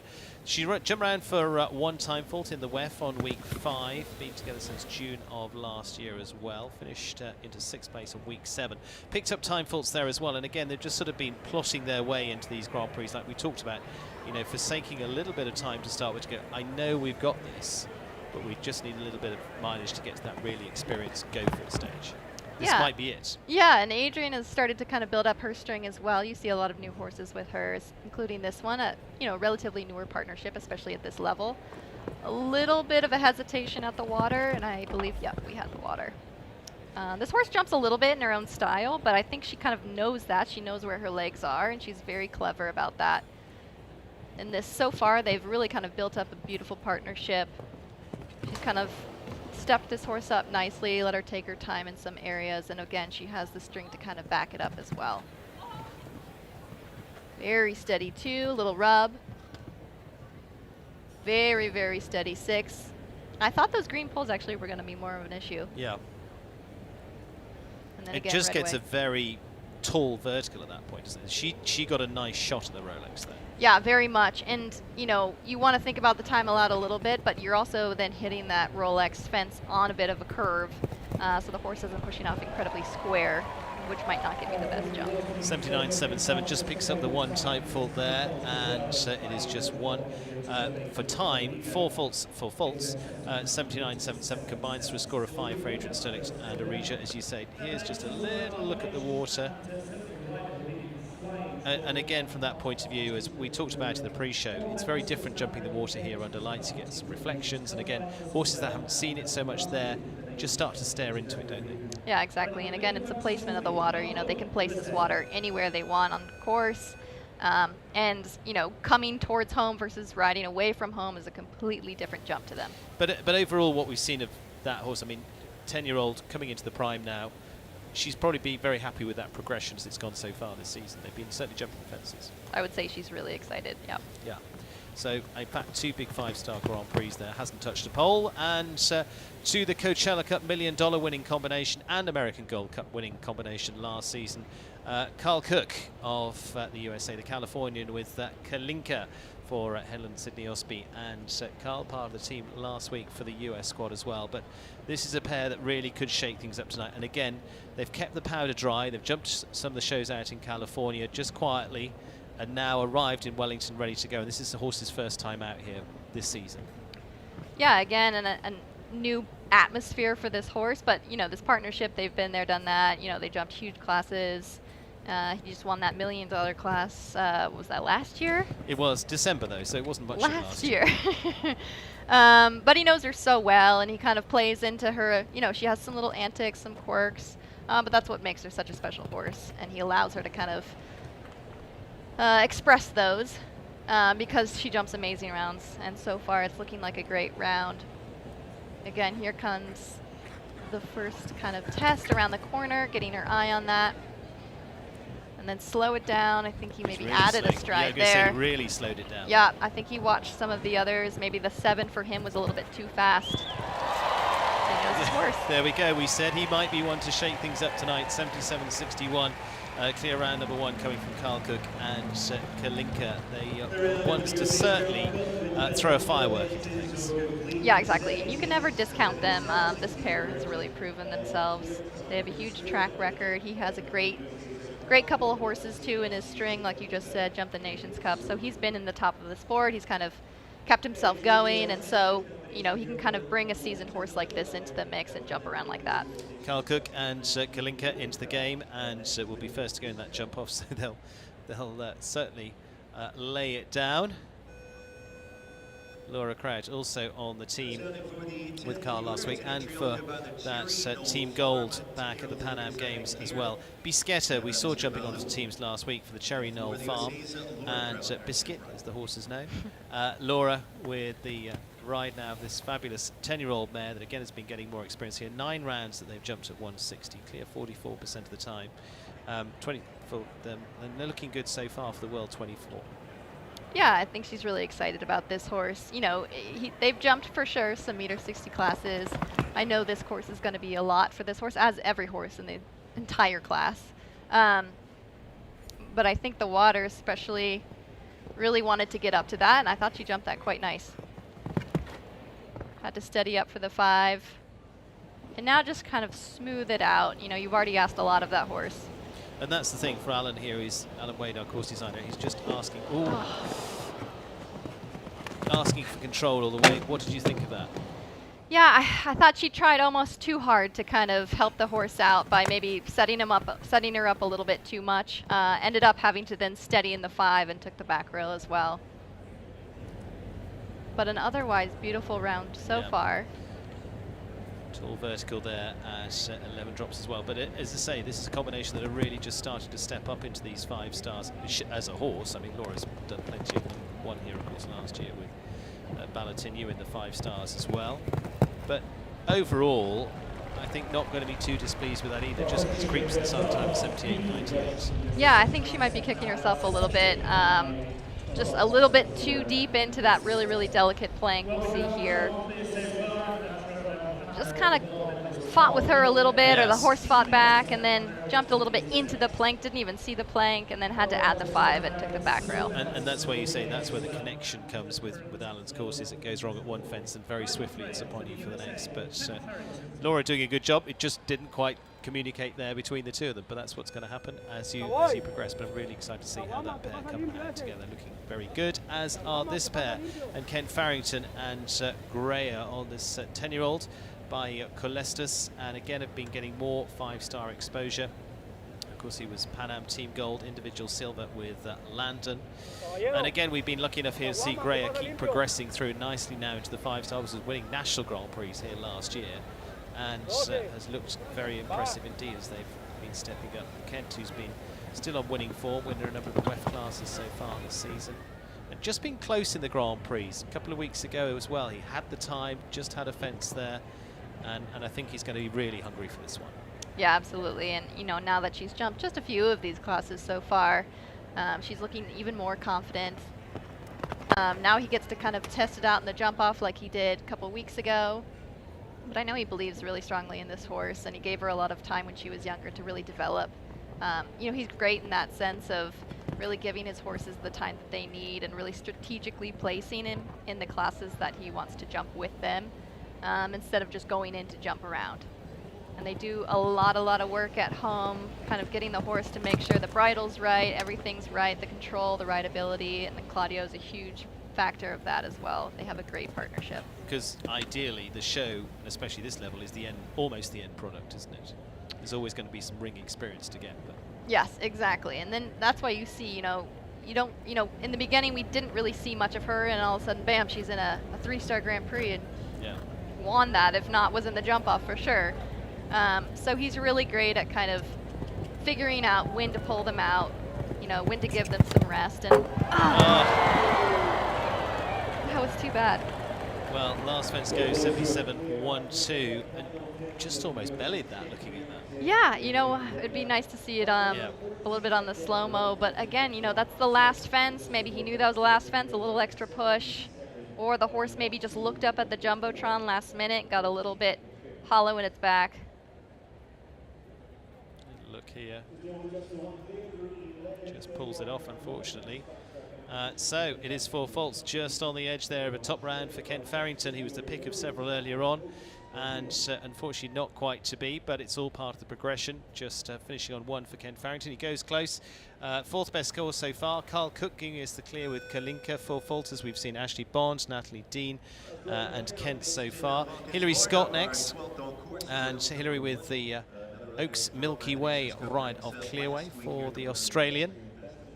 Because the Oaks horse is all out of their home family stud and breeding. This horse by Clearway. She again was on to the team last week. This is the horse she rode at the World Championships in 2022. And I love that. I love that she's had this horse for that long. Yeah. Homebred. What a successful story. One that we small breeders wish to always have. But this horse it's a great horse. Great blood. Small, light on its feet, and at, I think, what is it, 17? Jumping around in a huge meter 60 class. 17. Easy 4. Very delicate. Yep, very delicate. I mean, and again, you just see there, if you're not perfectly on the rhythm there. Exactly, and especially a skinny, you know, that has less weight than a normal fence does. So even just a slight rub and it's coming down. Same with these planks, you know, they use those upside down cups, so you can even just breathe on it. Jumps that well. Saw that again, you know, maybe had some practice with that plank in the Nations Cup.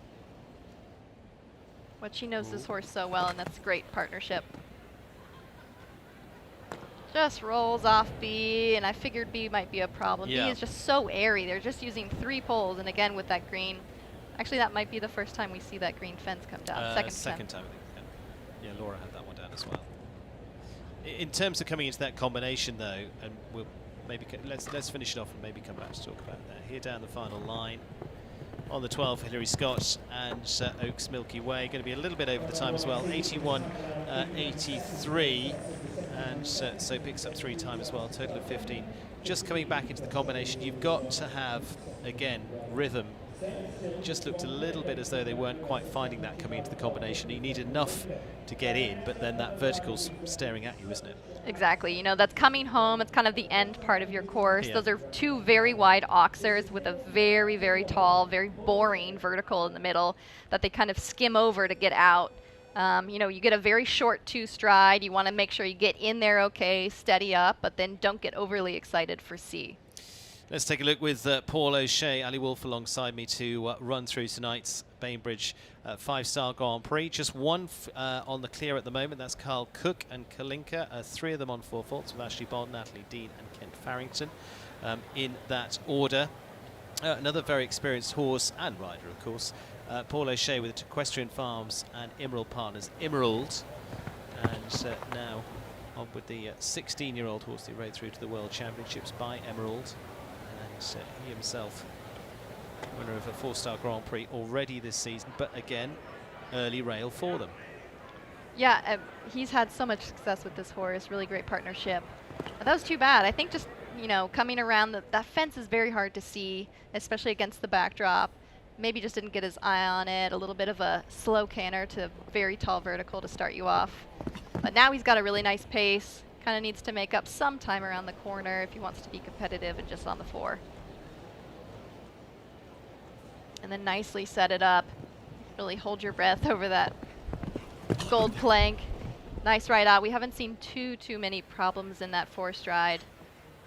And then we're kind of seeing some issues through this triple combination, especially the B part. Jump beautiful through that. Really, really tall vertical. And the water tray is like almost behind the fence. So it's just drawing you. Exactly. It's a little bit of an optical illusion. The horses just kind of forget about that top rail looking down. Very, very careful. That's dropped. That's too bad. It's a very short distance in the 1 stride, kind of jumping uphill, kind of jumping downhill. Finishes on 8:77.96, and so not to be for Paul O'Shea this time, finishing on 8 with Emerald van Voorhoff. Little look back here.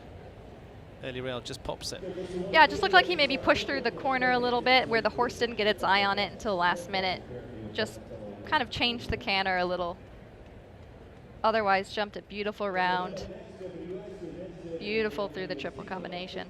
Yeah, 160 on the way out of there. So again, you need, I mean, going into that triple combination, it's 165 wide. So you need some guts to get in there. But then you've got that vertical, in that case, it's 2-stride distance. But that's what he's playing with there, isn't he? Exactly. It's kind of like a gymnastic. You know, you got to make sure that your horse respects the fences, really stretches across, but you can't open them up too much so you can get them right back. But then after you get them right back, you have to open them up and stretch them out again, but with respect for that front rail at sea. So you've got to be able to keep hitting the gas, yeah. Put on the revs, take it off, put on the revs, take it off. Damned if you do, damned if you don't. Yeah. Okay, Vanessa Hood and Vince this time for Vanessa World Cup finalist before now. Finished well in the Grand Prix back into February as well in the 3 stars, then jumped a few 5 stars now. And also well placed on the WEF out in the field on week 6. That's the Challenge Cups. Those are the Grand Prix qualifiers, and they're pretty big classes in their own right. Yeah, she's through that line. She's starting to get some experience and exposure, especially at the 5-star level. I think this is quite newer for her, but getting great tutelage under Norman. You know, this horse is a huge jumper. That's I think the first time we maybe saw that vertical come down. But this horse is a little bit of a slow mover, but a huge, huge jumper. So she always has to kind of keep that time allowed in mind. But again, if she's just kind of really going for getting experience, getting her feet wet, then that's not a huge factor. Really has to slow down for the B part coat. Gets away with a nice rub. And very, very steady 6. Very steady. Yeah. And again, that's what we're talking about, revs. Yeah, exactly. You know, for a big moving horse, you really have to steady up, but also keep the impulsion underneath you at the same time, and then worry about the time allowed. Yeah. Jumps in quite nice, actually. Yeah, this double coming in late, and you've just got to push on down the 5 strides to 14. Cuts down short on that. 170 in spread at the last. It's 153 in height. And again, he's not overcooked it on the heights, but we were talking about this in the pre-show as well. You'll see spreads. Peter Leone was talking about that. You'll see some big spreads from Alan Wade, and that's what's there. But lands well over the water. But have definitely got some good parts to come out of this, as you say. Training with one of the best in Norman Delajour at the moment. Has worked with some fine riders, of course, over the years, McLean and, of course, Kent Farrington as well. Here through, but as you say, they just start to run out of space. Yeah, exactly. And that last oxer is no gimme, too. It's kind of going a little bit uphill, very, very wide. After a horse made a huge, huge effort over that A and B part, you got one more fence to go and just kind of cut down on the back, didn't get up there enough. Mario Delorier and the Canadian with Bardolina, who was his partner right the way through to the Olympic Games in Tokyo. And Bardolina, really good, consistent pairing as well. Actually, they were second to Carl Cook in that Coachella Cup $1 million class in thermal back in December. Carl Cook is our only clear so far. Mario with the horse that he also rode on to winning teams here for Canada. Yeah, another long partnership. This has been a great partnership. He knows this horse so well. Yeah, 15 years of age now. Bardolina by Clarimo, that always produces huge, extravagant jumping horse, jumps to their offspring. Big jumping horses. And just didn't really get its eye on that triple. Kind of, he realized that, tried to give a little extra effort. Oh, it just has the water too, I think. Yeah, straight in it. Yep. And again, it's just got out of their rhythm there, and he's just got to get this back now. Yeah, exactly. Again, like we said, there's no breathing room here. You get out of your rhythm once, you kind of have to try and put it back together, but without risk of a time fault. Now he just kind of needs to steady everything down, just slow it down. Has the front rail of A, jumps out over B and C, really steady 6. Gets over that okay, and he's just nicely pulling it together, I think, for this last bit. Just a little bit of a miscommunication to that triple bar, but again, it's exactly where he placed it. Horses don't really get their eye on that. It's kind of around a very brief corner. They all just look at the out, looking at the in-gate. Really stretches over that last as well. And again, found their feet again towards the final parts of the course, finishing on a total of 12, 77.38 for Mario Delorier and Bardolina too. But when they got into, they weren't quite where they wanted to be here, and just a little bit out of sorts, and that was carrying on still here to the water. Yeah, exactly. And it looks like he kind of had to give the horse a little extra encouragement tonight, where he might not have seen it so much. So, maybe this horse felt like it was a little bit backed off tonight. He really had to ride hard, especially at that triple bar, and especially if a horse has one down, then it might get a little bit extra careful, but Mario knows him. Canadian rider Kyle Timner riding for the Rain family for Mark and Tara. This is Kandar Mail, and actually he's been over competing in Europe for this Canadian with Kandar Mail this time. It's actually Casino Calvin. Yes, Casino Calvin was the horse I was expecting him to ride. There we go. And it's the horse he's been riding on to Nations Cup as well over in Europe too, by Casino Berlin for Kyle. And again, arrived here just a few weeks ago. Had a little start off in Spain too to get into the groove. He jumped on the Nations Cups in the likes of Spain and Portugal last year. This is another move up, but has looked a very impressive horse so far. Yeah, it's been a great partnership. Not too much mileage at this height. I want to say he said this might be his second time jumping meter 60, and I know he's a little worried about the water. Made a big effort, what are you worried about? I'll remind him of that later. And now just kind of has to make up the time allowed a little bit, and then really pull it back together, really get the horse's brain to calm down. Beautiful 4. And then think about getting over, and then same thing, just settling down. This horse has such a big jump. Easy 6. And now we have to kind of think about the time allowed a bit. Yeah, he's in trouble, I would say. I might be wrong, but I would say he probably is in trouble here. 79, isn't it? Gets the 7 done nice. Really stretches across the back. Yeah, I think we might look for a time. Looking Too good. bad. Yeah, 79.66, just 1 for time there for Kyle Tim and Casino Calvin. But looking better and better all the time. Yeah, absolutely. And I think he maybe just had one time fault in his last big class as well. So that's a really promising start for a great partnership. Absolutely, looking good. As you say, thought about the water, no problem at all.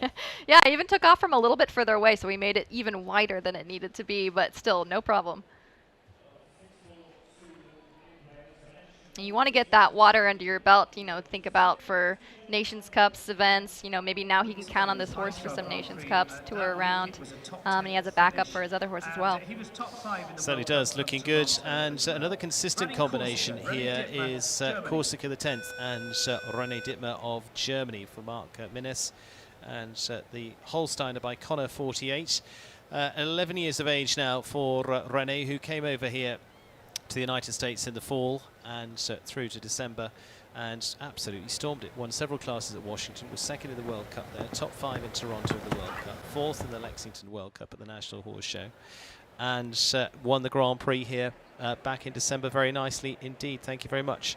And has been very consistent. Had just the 4 faults in the 5-star on Grand Prix on week 7, finishing in 10th place there. Yeah, I think he had such a strong fall that he kind of convinced some of his owners that to stay over here a little bit longer, kind of clean up a little bit more. Has some great horses. Close. I think that, yeah, it's up. Counted. Yeah. That was too bad. Just the horse didn't quite stretch across the lath itself. Which again, you know, even if it's a seasoned horse, that's almost harder to get the horse to really pay attention to stretch across. There's a little kind of a foam base, and that shows the imprint of the foot that the water judge is kind of inspecting at the moment. Jumps great through the triple combination. And gets a 6, no problem.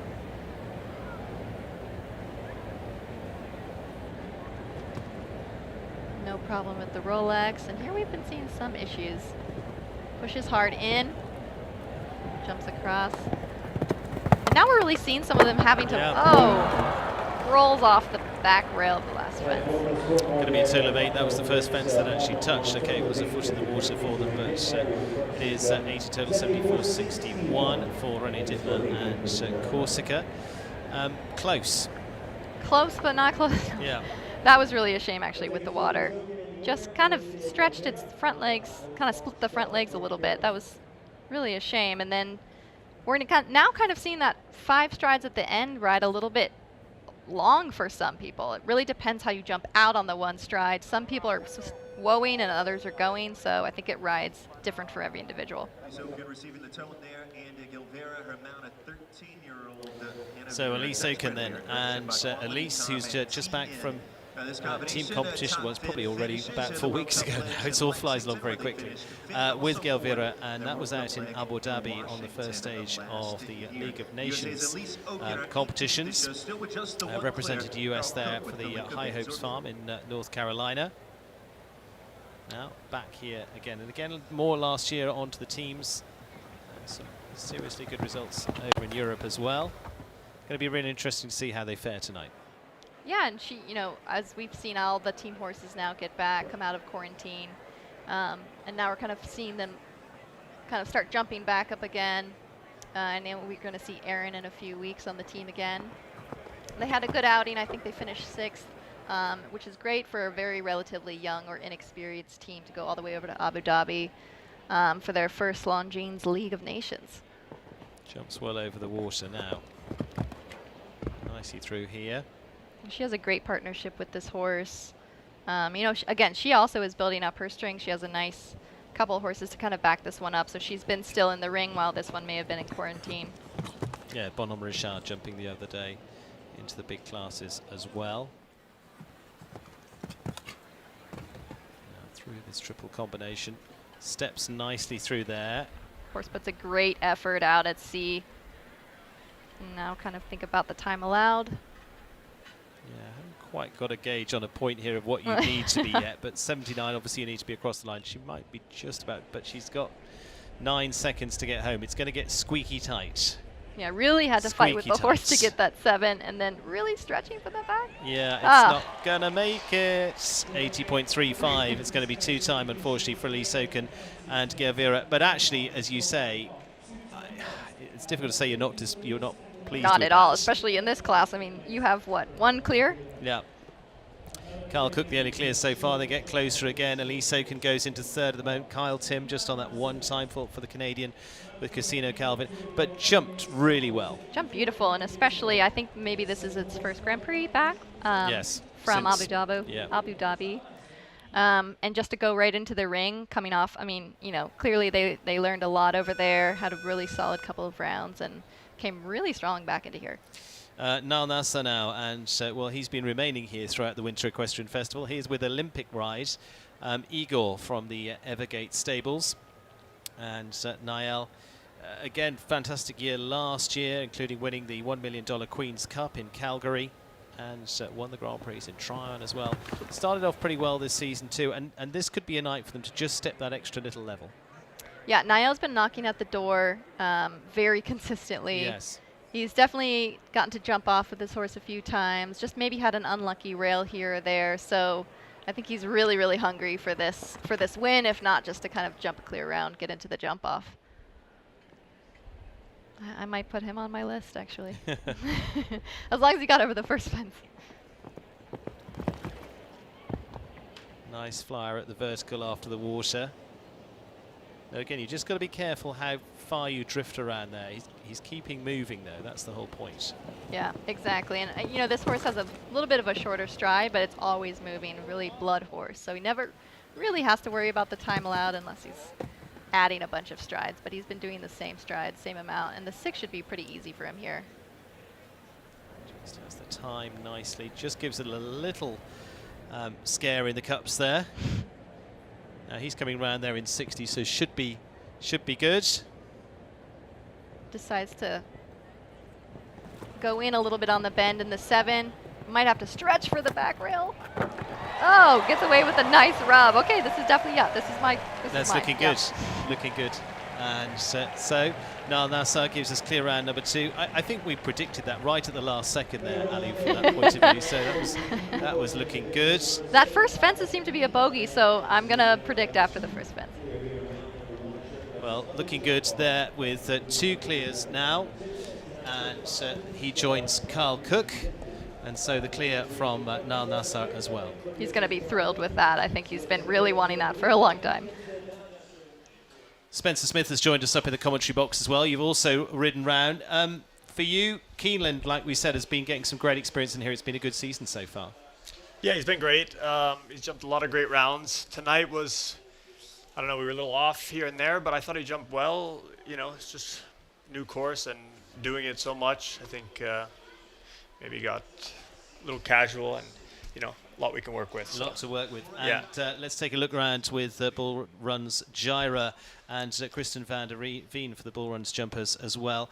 Again, a little bit less experienced horse from jumping these big classes, Ali, but Spence, you've ridden round this now, so give us your take on it. Yeah, I think 2 comes up pretty quick. I think it's caught a few people out. Doesn't seem like it comes up really nice. No, it doesn't actually. No, it's a little bit taller than you expect. That's funny. I haven't seen many people have that. That's the first time we've seen that. Okay. This 4 is short, but not as much as I thought it would be.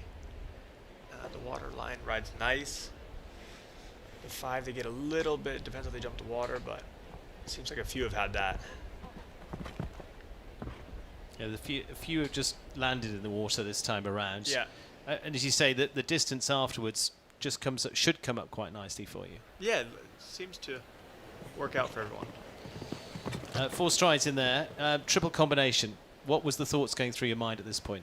I came in easy. I didn't think there was much to jump there. The in is inviting, B is a little tall, and C they jump well. Yeah. And it actually helped this 6 stride. Still looking good for Kristen van der Veen through that line. Couple on the scoreboard already with the 8 faults at the moment with Bull Run's Gyra. We talked about that turn. How did that ride that Rolex fence? Because we felt it's just a little bit easy to cut it if you're not careful. Yeah, I probably cut it a little bit because I wanted to get in on that 7 to get there waiting, which worked out. But I think that's a really tricky last double. It's very careful. It's very tall coming down to it. Finished on a score of 12 there, 80.60 for Kristen van der Veen and Bull Run's Gyra. Let's have a little look here, Ali. Good over the second fence. And again, they're just getting mileage on the block now. Yeah, and Kristen, another one that's really building up her strings. She has a few young ones, relatively inexperienced at least for her. But it's nice to see her over here. You know, she spends some time in Ocala. But I think she really wants to get real exposure from some of these horses, these big jumpers, and she really is doing that. Let's take a look at Roberto Taran now. This is a good experienced pairing in Desubtov, the stallion by Colandro, that actually finished well at the Pan Am Games last year too. Took them to individual 7th, in fact, to be exact about that. And horse that he rode through the World Championships. Spence, you've ridden this now. What do you think are the keys to this for anyone else coming up? We've got a massive 2 clears now, Niall Nassar and Carl Cook. Yeah, big ones. I think that'll be great. That'll be a great jump up. I think Roberto could really do it. He's a great rider, and this horse has been going well. The beginning of the course seems to kind of, you know, it's important to get into the rhythm. Those first 2 lines, and then once that happens, it seems to flow a little bit better, you know? If you've had this first fence, Really? What was your take on it? It was just, it's a little bit plain, isn't it? You know, just like come down to it, and you wouldn't think much of it. You're kind of thinking about this line before you even jump number one. So I think that's where you could get caught out. Yeah, we've seen a few back rails of fence one.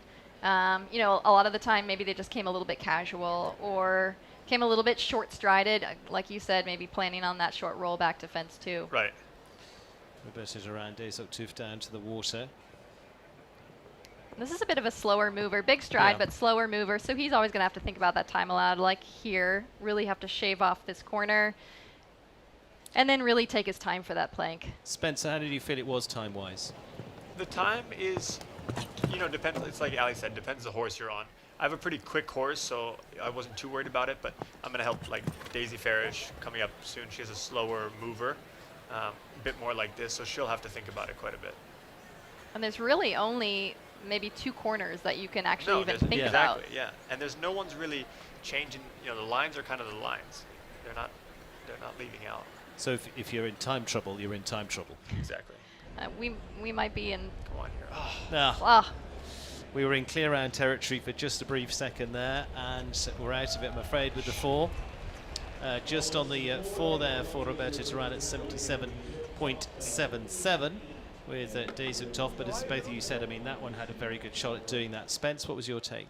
Yeah, I think he jumped really well the whole round. That double it doesn't really match the rest of the course, you know, it's a little bit more European built, airy standards, tall, kind of narrow poles. I think it's really tough to jump, actually. I thought that when I walked it. Ali? Yeah, we were kind of talking about how it almost kind of, you're coming uphill a little bit to the vertical, super delicate, and that almost stops you in the middle, but it's a very short one, and then you're jumping downhill, so you're thinking front rail of that oxer coming out, and I thought it was very clever of Alan to kind of play a little bit with the pitch, if you felt that as well. Yeah, you can see it when you're walking the course, how A is quite a bit taller, also just because of the ground, you know? Yes. It is Kathy Driscoll now of the Plain Bay Farms Rome. Lovely to see her in the winner's circle in the last 12 months. Brilliantly over in Traverse City. He's carried that through here to Wellington as well. Been winning several big classes with Flotilla. And now with Rome, this French-bred gelding by Norway de la Lance. Yeah, Kat's really been trying to focus on getting the rideability with this horse. I know she played around some bits, dropped down to kind of meter 30, meter 40. Really wanted to get that right.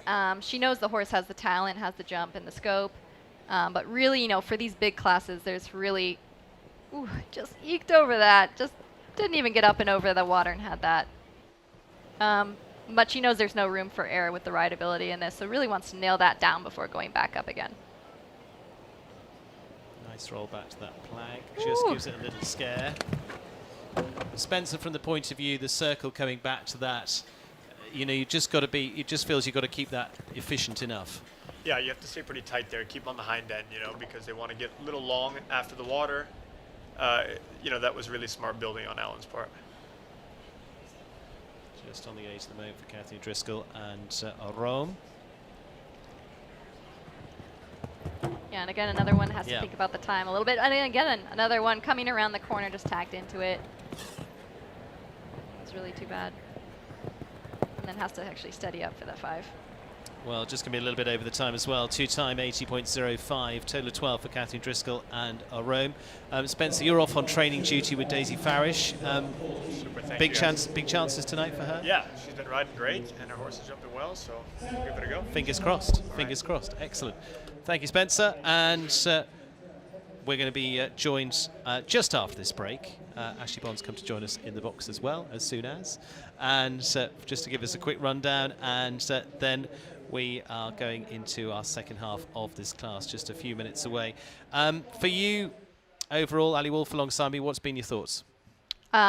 Difficulty. You know, now we're starting to see fences come down everywhere, again, which is a sign of a good course builder. Really, the water's become a bit of a difficult situation, and kind of the Rolex fence, which I wasn't quite expecting. I thought that 4 stride from the triple bar to the skinny was going to prove more of a factor, or that orange Liverpool, but rails everywhere, a huge track, really delicate at the same time, and then obviously have to think about the time allowed. Yep, those are the 2 clears, Carl Cook and Niall Nassar as the clears so far as part of our lineup. It doesn't take too long to run through those. We're going to head into a short break. As you can see, the water trucks are heading on in, and our Kubota tractors from Florida Coast Equipment all set to get into position as well. All of our coverage as well throughout the season brought to you in partnership with the USEF and USEF Network too. Thanks to them and to all of our partners throughout the season. And of course, tonight's $385,000 Grand Prix is presented by Bainbridge companies as well, one of the nation's premier owners, developers, builders and managers of multifamily investment real estate. We're going to be back after a very short break. 2 clears on the board so far in this Bainbridge Grand Prix. Tonight, here at the Wellington International, it's all to play for.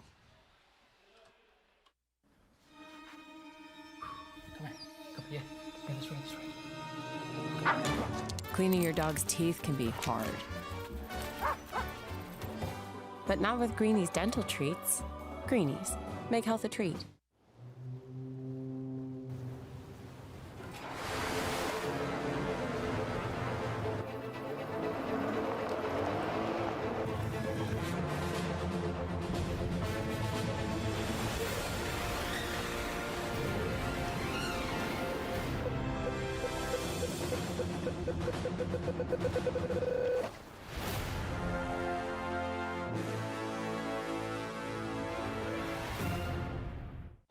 At Nutro, we believe in growing healthy dogs.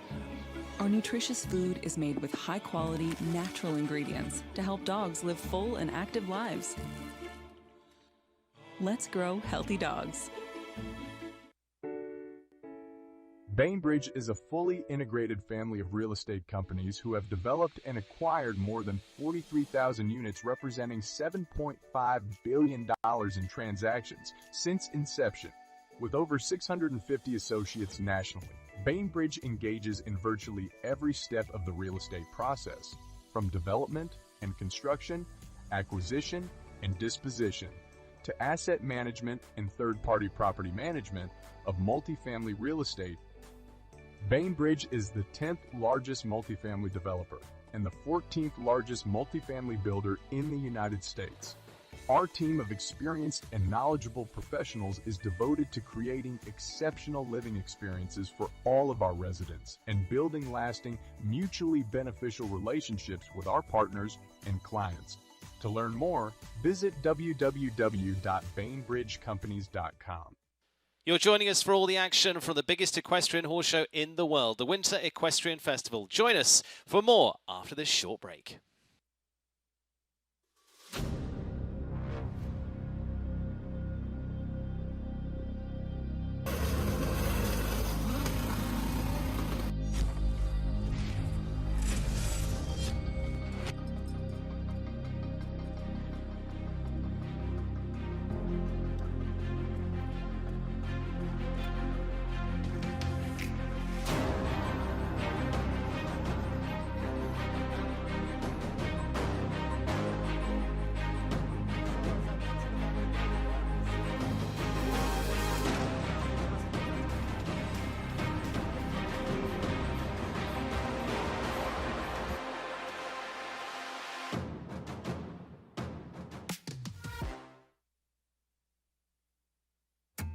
I think if you want to be a professional in the animal industry, you have to love being around the animals first.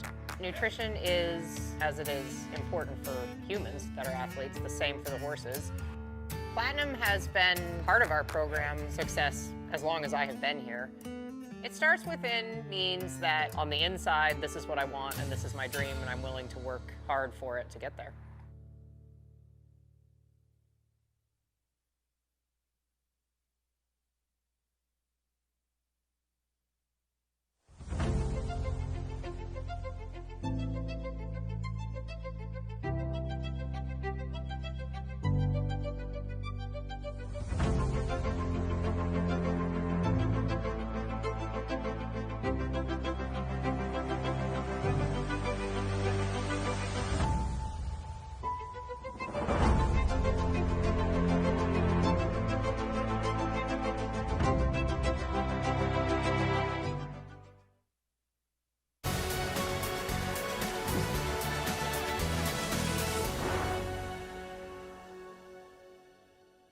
I am here with the person who was our first clear, Carl Cook. Congratulations, excellent round. How'd it feel out there? It was amazing after the fact. During it, the course is so quick that it's just all focused and trying to get everything correct. Absolutely. This course clearly suited your horse. What did you think played into her strengths the best?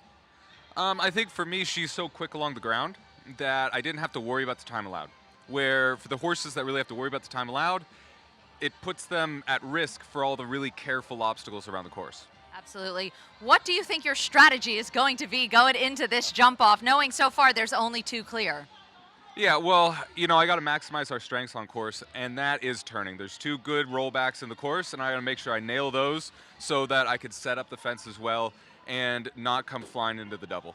Absolutely. And you strategically chose to come only weeks 7 through 12 here, and you didn't even jump 7, so this is your first 5-star out. Tell us a little bit about that strategy. I mean, it suited my horse. It's a long year, and I wanted to not get drawn in too much to just show. I wanted to say, you know what, this is a great week. This gives me all the prep, all the time I need, and as long as I'm correct, I know my horse is there. Okay, and the weather here is a little bit different than California, right? It is very humid tonight. Do you think that plays a role with stamina and how the horse performs? I think yes, but, all the horses here have been here for a while, and it's a little bit cooler now, and, they're all such top athletes that I don't think it's that big of a factor. And what about the atmosphere? Of course, we're under the lights. It's a lot of people around, a lot going on. Does that play a role as well? Oh, yeah. These horses at this level, I think they only get better in this type of atmosphere. And they open their eyes, but in a good way to be like, all right, now it's time. Yeah, absolutely. And, what is your plan for the rest of season down here? I show a little bit next week in the 4-star, and then I go up to Ocala, and then I'm here week 12, try to close it off with another clear. Okay, well, sounds like you have a big couple of weeks coming up, and of course, good luck in the jump off, and we'll see you out there. Thanks for joining us. Thank you so much. All right, Stephen, we're going to head back to you in the box. So thanks to Carl. We're back to you, Stephen. Thank you very much, Danny. Yes, we are ready and waiting to get back underway with the second half of this Bainbridge Company's 5-star Grand Prix. 2 clears at the moment, Nal Nasser, Carl Cook. And again, a little bit of evaluation into this, Ali, to put that in perspective. Okay, we've had some strong ones early on. We've not seen the likes of Laura Crack go through, and Kent Farrington, a few of those. But again, strong group coming up, came out of our qualifier earlier on this week. Shane Sweetnam still to come. Harry Charles of Great Britain, new face here this week.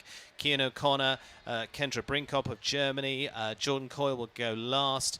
McLean Ward yet to go with Callis as well. So although we see 2 there, I could still see us going in a different direction. Yeah, for sure. And you can't discount, some of those that are on a roll like Derek Kenny.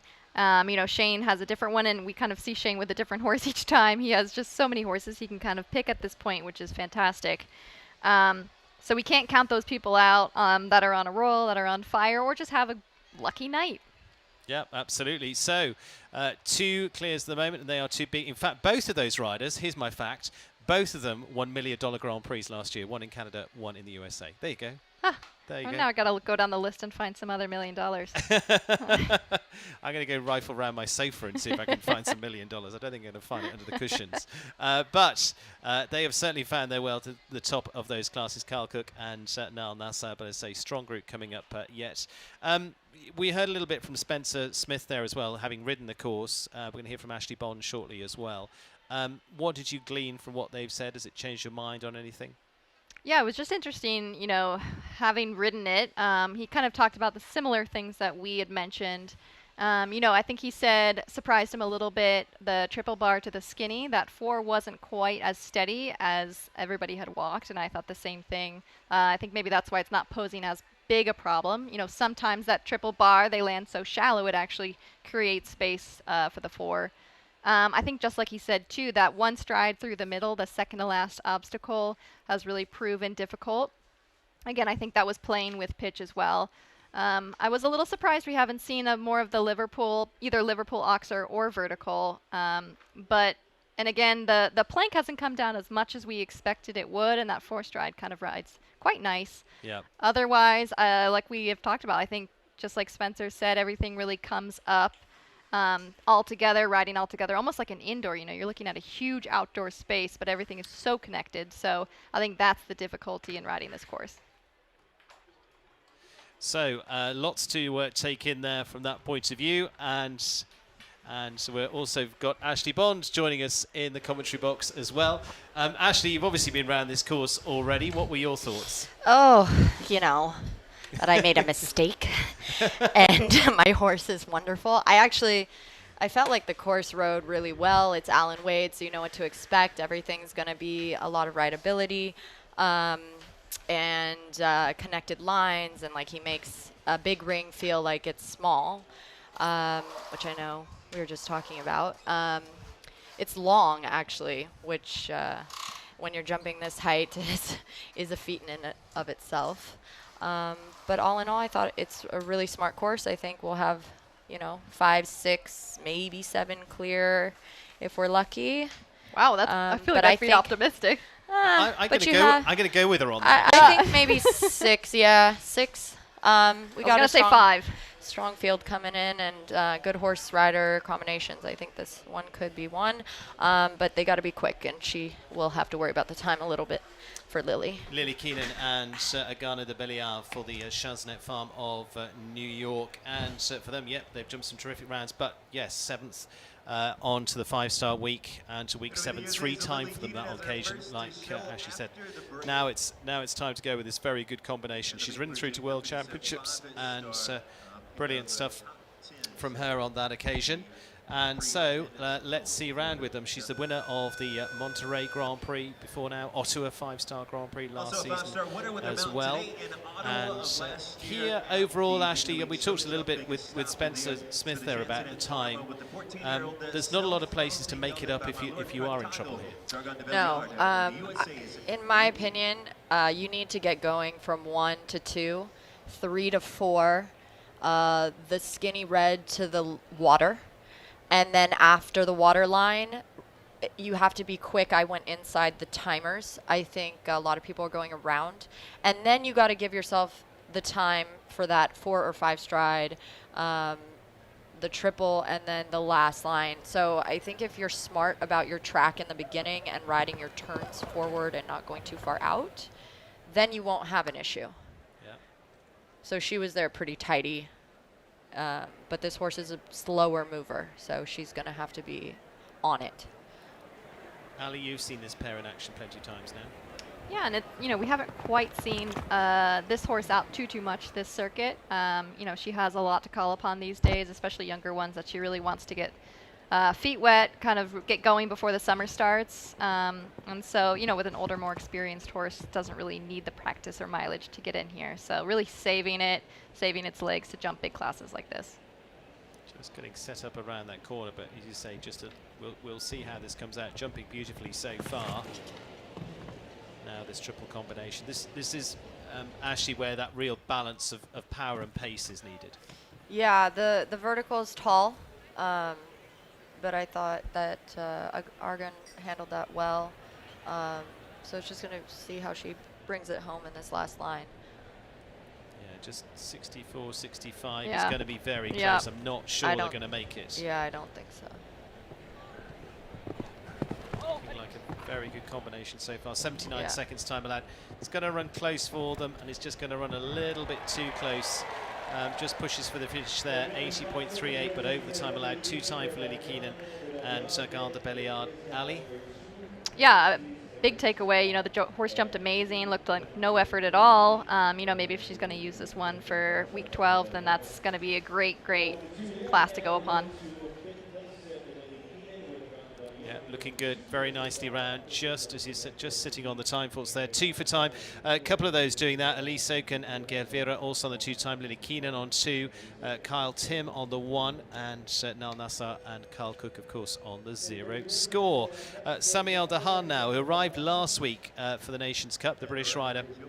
Former winner of the Spruce Meadows Masters back into 2018, Paris Grand Prix, that was with Suma Zorro. Jumped on the team for the UK in Spruce Meadows with this horse as well, WKD Toronto, owned by Joanne Sloan Allen, who's been his long-time supporter with the ride of Toronto by Tornesh. He jumped some very good rounds last week. This is one that is going to get, again, a little bit more exposure, but jump round Spruce has got the opportunity here, Ali. Yeah, exactly. And if you jumped around Spruce, I think you're getting a lot of exposure there. But again, you know, coming into a sand arena, that's a completely different environment. But Sami's no stranger to these big classes, kind of nursing some of these horses around that maybe haven't seen such delicate rails such as that. That's actually, I think, the third time maybe that we've seen that. I think he was expecting that 6 to not ride as long, but the horse kind of fell out to the left, and it made it really forward. And he's, again, very long at the water. He's just kind of flat and a bit strung out, it seems. We'll see how this 4 or 5 goes. Yeah, really, really delicate plank in, and as Ashley mentioned, that she added the 5 strides, where a lot of others did the 4. I think we just only saw Laura do the 5, but she got herself into a little bit of trouble with the plank. But again, we see that tall vertical come down again. Yeah, I just feel like just from the beginning, the horse is kind of on this, like, you know, hectic canter a bit, and I think it just at this height you need a little more balance, which I think that was well done. Yeah. But I feel like, you know, the horse's stride isn't so long, so he was having to chase in a lot of places. But overall, it actually the faults don't equate how the round looked. It looked pretty good. Finished on a score of 8.75.81 for Sami Adihart. I mean, your one is, well, we just mentioned you got 5 in the 4. Short-strided. Yeah, for me, honestly, this horse, I would have done 7 in that line. I think if he were to do it again, he probably would have done 7 and maybe 6 coming home, because it was just a bit too far and I think strung out. I think this is, well, okay, this is the second week for Sami under the lights, jumped into the Nations Cup last week. Again, it's getting used to that big difference here. This is like night and day difference from the Nations Cup. Was much smaller and much easier. It's an advancement. Yeah. So Erin Ballard, who was on that podium last week for the Nations Cup as well, with Lanfeder and the Esperanza Imports Gakia now as well. I mentioned not just Lily Keenan, but her also Erin Ballard with her World Championship ride now as well. For her, super run in the Nations Cup as well with Libido, and finished well in the NetJets Grand Prix, and continues to be one of the class riders out there. Ali, I mean, these two have been together for a number of years now. We don't need to run through that too much, but yeah, just a little bit unsettled over that MS. Yeah, and I think this might be a good contender actually to look for in the jump off, especially as a female maybe representation. Yeah. But this partnership, you know, they're no stranger to the championships, especially the big water. Oh. What did you just say? I think I just jinxed that. She just didn't get up to it, unfortunately. He kind of looked like he studied it a little too hard. It looks like some of them are kind of studying it last minute. Yeah.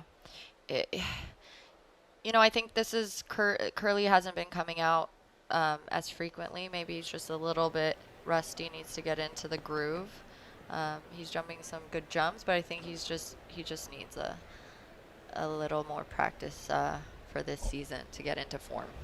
And that's a balance. I mean, you've got horses like Donatello that have been there and done that, and you know what your horse needs and how much they want to come out. Some are better for coming out more, and even an explosion was better for doing more. Yeah, and I learned that the hard way actually in the beginning of the season. I was to bring Donnie out week 5, and he stepped on a rock, so he was out, and then I brought him out for 7, and he felt terrible. He was so tired in the WEF and like fell over 2 jumps, and I was like really stressing. And then I called my vet and was like, he needs energy, help please. And he did. So now he's feeling good. But I think it's similar, you know, Curly's older, and maybe they just need to kind of get in the groove. Absolutely. Well, one that was in the groove last week was Ireland's David O'Brien, the Chasnet Farms, which is the Keenan family, and the Leap Year Farms El Baloo, onto the top of that podium. And it was a really interesting Irish team last time around, because I think it was the first time for all of their horses into a Nations Cup as well. But David had jumped himself onto the team. We interviewed him a little bit earlier on, and we heard from him, you know, he'd got the opportunity there. He's jumped some really good rounds here. He was top 3 in the Grand Prix on week 4 as well. Finished well in the WEFs and has put himself there, and that's what you've got to do. Yeah. No, him and this horse have been in form, and I think they should have a good shot at jumping clear tonight. Yeah, he's put in a lot of time and energy working with this horse. You know, this horse, he has a lot of energy, pretty rambunctious, also jumps a little bit in its own style. So he's really, really taken his time to kind of develop the horse to how he wants it to be ridden. I think we see it paying off now. Yeah, if you saw from 1 to 2, he was really tight around the palm tree, and then he angled in on the 6 so that it rode more direct and not so long. That was smart. That was a very good ride to the water, Whoa, but the got horse there. did Now not. make sure you get the next one. Whoa, got there. A little sticky, a little hectic, but I think he'll pull it together here, hopefully. Yeah, and I think for some of those horses that maybe peek down at the water, you have to override the water, and that kind of compromises the rest of your course. I had a feeling that was coming. The horse's shape, if you noticed, it started really good in the shape of the jump, and then as that happened at the water, the horse got inverted, and the shape kind of fell apart. Then you saw the result with the plank. Yeah, but I think it looks like he's actually kind of put it back together nicely to finish the course. Just on the 4 here for David O'Brien and El Balou, as it stands at the moment. Coming home, adds another one. Yeah, I think it just kind of fell apart at the water. The horse got a bit too careful, and then it changed the ride. And at this level, I mean, millimeters make all the difference. So he'll know what to work on for the next time. Absolutely, finishes on 8 there for David O'Brien. And shame for them there, Ali.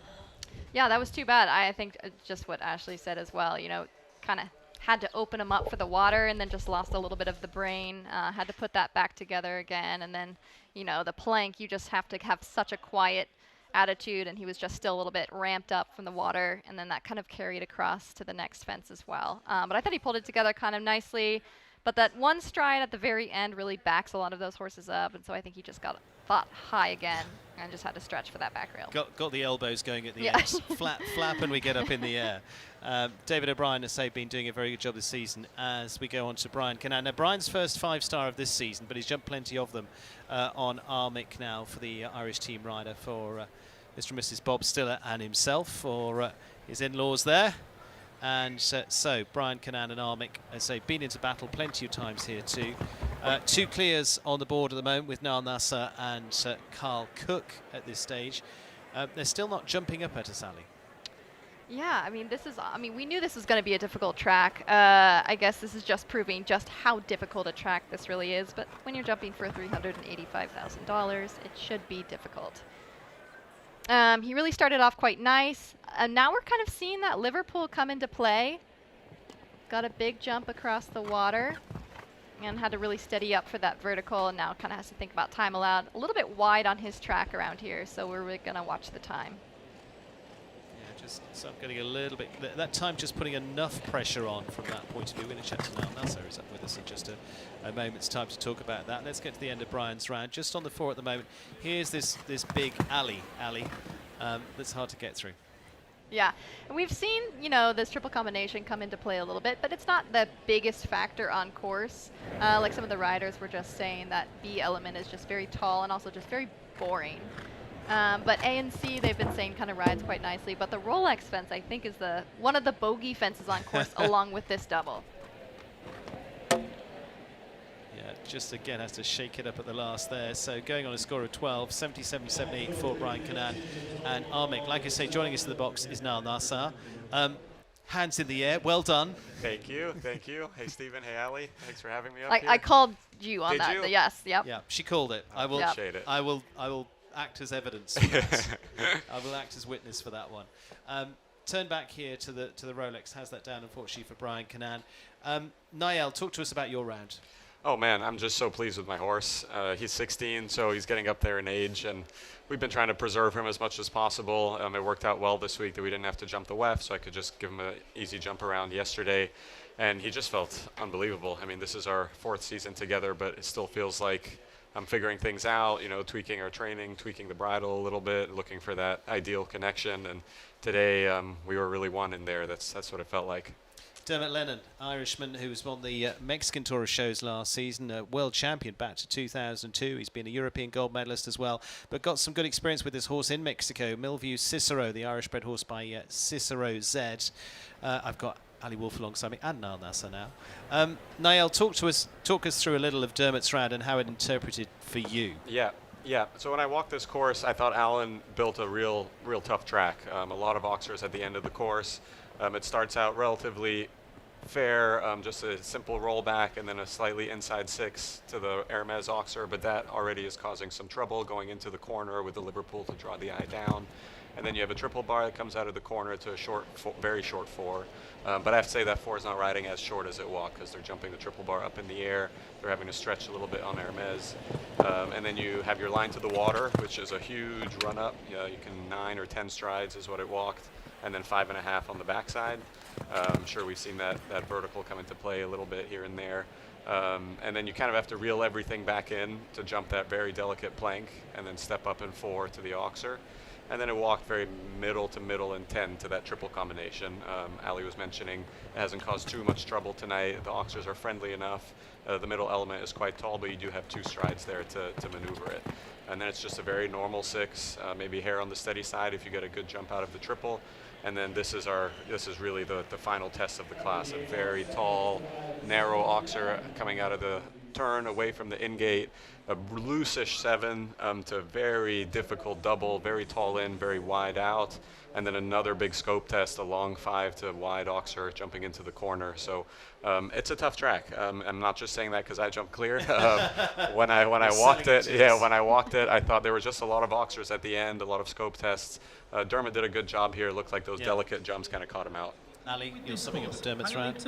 Yeah, and maybe now we're seeing that Hermes Oxer come into play. It's definitely cost a few people some rails now. Thaisa Irwin now of Australia, also onto the teams last week into the Nations Cup for Michael and Wendy Smith of Middleburg, Virginia, here in the US, where she's based. Hialita B, we talked to her a little bit in an interview earlier on as part of our program as well. Hialita and High Star Hero, 2 very good horses for her. And High Star Hero jumping very well into the early Grand Prix too. She had a very good start to the season.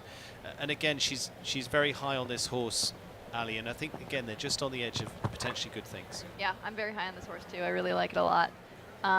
You know, she's great with these kind of temperamental mares. Really, they jump really well for her. Horses tend to jump, actually, quite well for her. She's had great success, like you said, with the Bay one. I think she's going to jump that one week 12, so she's really kind of getting exposure for this next up-and-comer. It is a lot of horse to handle, you know, chestnut mares. It's very typical. Just a little bit high-strung, really now have to kind of get it all back together, especially after jumping that water, opening her up, and now really having to kind of calm that brain down again. You know, as you can see that black mask on her face, and just, too bad. That plank is just so delicate. Niall, the turn there. It's such a fine line. You're coming from such an open, first the open water, then an open distance, a vertical, and you want to use that turn to put them back together, but if you overdo it, you end up a little slow around your turn, having to move up to the plank, and that's kind of the last thing you want to do to such a delicate jump. So the riders are having to find like a happy medium there where they can get the horses back in balance without having to break their rhythm too much. It looked like Thaisa really slowed down. She did a great job getting her horse back there, but then just ran out of push for that plank. Now she's did a beautiful job down that last line. I mean, that horse jumped fantastic. Absolutely. And a horse is just a couple of rounds at this level as well, looking down at the jumper stats as I am. But from that point of view, finishing just on the 4, that's very much in the right direction. She's got to be very pleased with that. Big smile on her face, I think she is. Yeah. And here we are. And down it goes. Just doesn't get enough height there. That yellow plank jumps so bad, it's hard to get the horse's eye on it. It's hard to get them to respect it. I don't think she really did anything wrong there. That was just unlucky. McLean Ward now, a leading little introduction for the rider again, still in the world's top 10. McLean with Callis, winners of the 5-star Grand Prix here last season, second in the Grand Prix just a few weeks ago in that Lugano Grand Prix there. We talked about in the pre-show quite a lot earlier on, Niall. He's going to have the bit between his teeth to go one step further up. For sure, yeah. McLean's a winner through and through, and I think he's going to be thinking about that second place in the last 5-star Grand Prix where he just got pipped by Richie. The mare's coming out with air over the first 2, and I'm sure McLean's feeling pretty good about his chances tonight. It's such a difficult course. Ali? Yeah, I mean, you can see McLean's very hungry for this. He's been in a lot of results, a lot of placings, but hasn't really quite gotten maybe some of those big winning, big money classes under his belt this circuit. So we all know that he's probably very hungry for this. Because Niall, from this point of view, you guys, it's nice to be on a podium, but that's not what you're interested in. You're counting the number ones, aren't you? Absolutely, absolutely. I think any of us at this level, we're hungry for the win. Obviously, we're happy when we're on the podium. It's always a great night, but whenever you can do your best to get on the top place of it, that's ideal. Just putting together a great round, but just loses a bit of height there. Yeah, trails the hind end. Almost looked like she jumped too well in the first half, and then now starting to run out of steam a little bit. But McLean's just going to piece this together and make sure he ends on a positive note. Yeah, and it's a long course. It's a long course. 14 yeah, fences, exactly. I think 17 obstacles. Yeah. Yes. McLean did that very well. You saw him creep up the inside line to that double so the 7 doesn't get too long, so you can really coil the horses up and stay patient and have enough room to press them out. It's a tricky line because if you hang out a little too wide, you end up coming forward on the 7, and if you get away with the vertical, you just run out of room at the oxer. So it's one of those lines that need to be perfect. Ali? Yeah, that was really too bad. I think the horse was maybe just looking through the vertical to the oxer, thinking about stretching first before rocking back. And same thing, just jumped a little bit past its arc over that Liverpool. That was really a shame because it jumped, like you said, it jumped amazing. Yeah. It's difficult because this horse has its own technique. You can see it doesn't really jump through its wither. So when you have a delicate vertical like that in the middle of a combination, you really want them to curl it and get their wither nice and high. And I can imagine that's probably one of the more difficult combinations for him to jump on her. Come on, be honest, Niall. You jump clear. Are you sitting here going, great, there's another one out Phew. of the way? A little bit, yeah. Okay, Zaina Rizvi, the 18-year-old with the exquisite groups. Exquise de Pachi is the mare by Vagabond de la Pop, jumped onto the Nations Cup the other day. We saw a few have that first fence, but we talked about that. It's again, little plain. It's an easy enough first fence, but you've got to respect it. That was a shame. I don't know if we've really seen front rails come down. We've really Yeah. seen the back rail come down. Almost like she kind of rode into it, and the horse just didn't really come up and jump up to her like she was maybe hoping. Just maybe looks a little bit tired or deflated over that skinny. Got over the water nice, though. Yeah, stuff. She was on the Nations Cup team last week, so the horse had to jump 2 big rounds, come back again for the 5-star. It's a little expected that she'd run out of juice a little bit. But there's also a thought process there, I would imagine, of while you've got the opportunity to keep getting back in there, get back in there. Absolutely. I mean, she's 18 years old. She rides unbelievably well. Any mileage she can get at this level is just going to be beneficial for her in the long run. You can see poles coming down, but she's not riding bad. It's just it's a 2-man game, as they say. You need your horse to be with you 100%. And this horse has produced so many great rounds this season that I think we'll give it a pass for this round here. And Zaina's just a beautiful rider, great balance, good timing. It was just a shame, just not their night. Finished on 12.77.40 for Zaina Rizvi, Exquise de Pachi. Ali? Yeah, and just like what Ashley was saying, they jumped the Nations Cup 2 rounds, and it was a few holes lower anyway. So I'm sure this is probably one of the biggest tracks she's jumped, if not the biggest track, especially for such a young rider. So, I mean, like you said, she rode nothing poorly, just, maybe a little bit out of gas, just looked a touch empty, but something to kind of experience. And if she wants to jump week 12, then she got the exposure. Luciano Lucio now of Brazil was part of that top 3 in the NetJets Grand Prix, and part of that was won by Tiffany Foster. In fact, there was a female 1, 2, 3. You were mentioning, come on for the Lady Riders later, a little bit earlier on. I know, I might go for this one. I really like this horse. This is one I think could come out of the pack. Lady Louise for Luciano. Jumped 9 rounds over these heights, clear 33% of the time from that point of view. Again, heading back to the jumper stats for that. And again, top 3 finish in the start of the season. She's been a World Cup winner in Sao Paulo. Okay, this is another level up, Niall, but just getting a little unsettled there. Yeah, the horse cut into the inside, took the distance away from her. She had to make an adjustment there. Moves up the inside line in the 6 really well. This is a really fun partnership to watch. It feels like they, know each other inside out, that they're best friends, so to speak. You can tell this horse does more for her than it probably would for any other rider. Like there, she stands off the water and it just reaches for that tape and sits itself back to jump that delicate vertical. She went around the timer here. I don't know what you guys have been seeing. It feels like that is just a place that you can save time without taking too much risk. So I wonder if she's going to sneak inside the time allowed. This is a naturally quick horse, though. putting together a great round so far. Yeah, I know. I'm afraid to talk. I'm Yeah. going to jinx it. Yeah. Oh, just squeaks over. Go on. There, starting to drift to the right. Oh, really has to put a Yes. little studied a little bit too well, She's actually. getting stuck in here, yeah. Yeah, needs to keep coming along a little bit for that time allowed. Yeah, I was going to say she's going to be running very, very close now. She just needs to get a little bit of pace up here and not get too pedestrian down this line. Time allowed of 79. Get up Yeah, there. go on. Yeah. Wow, amazing. 77.35, Luciana Elosio, we said, would potentially be one to come out of the pack there. And there she does once again. So there, Ali, you're happy. I'm happy. I called it before fence You one. did. You did. And she's happy. Yeah. Niall's very happy with her round. Not so happy he's got another one. No, that's okay. That's okay. She deserved that. She rode unbelievably well. I mean, it's such a cool sport. You know, it's such a partnership sport. You can really see that with that combination, especially here coming into the triple. It starts to just shift to the right. It really slithers over B, slithers over C, and she just has to make such a quick reaction on the backside to make sure she fits that 6 in and doesn't stay too unbalanced. That was brilliant.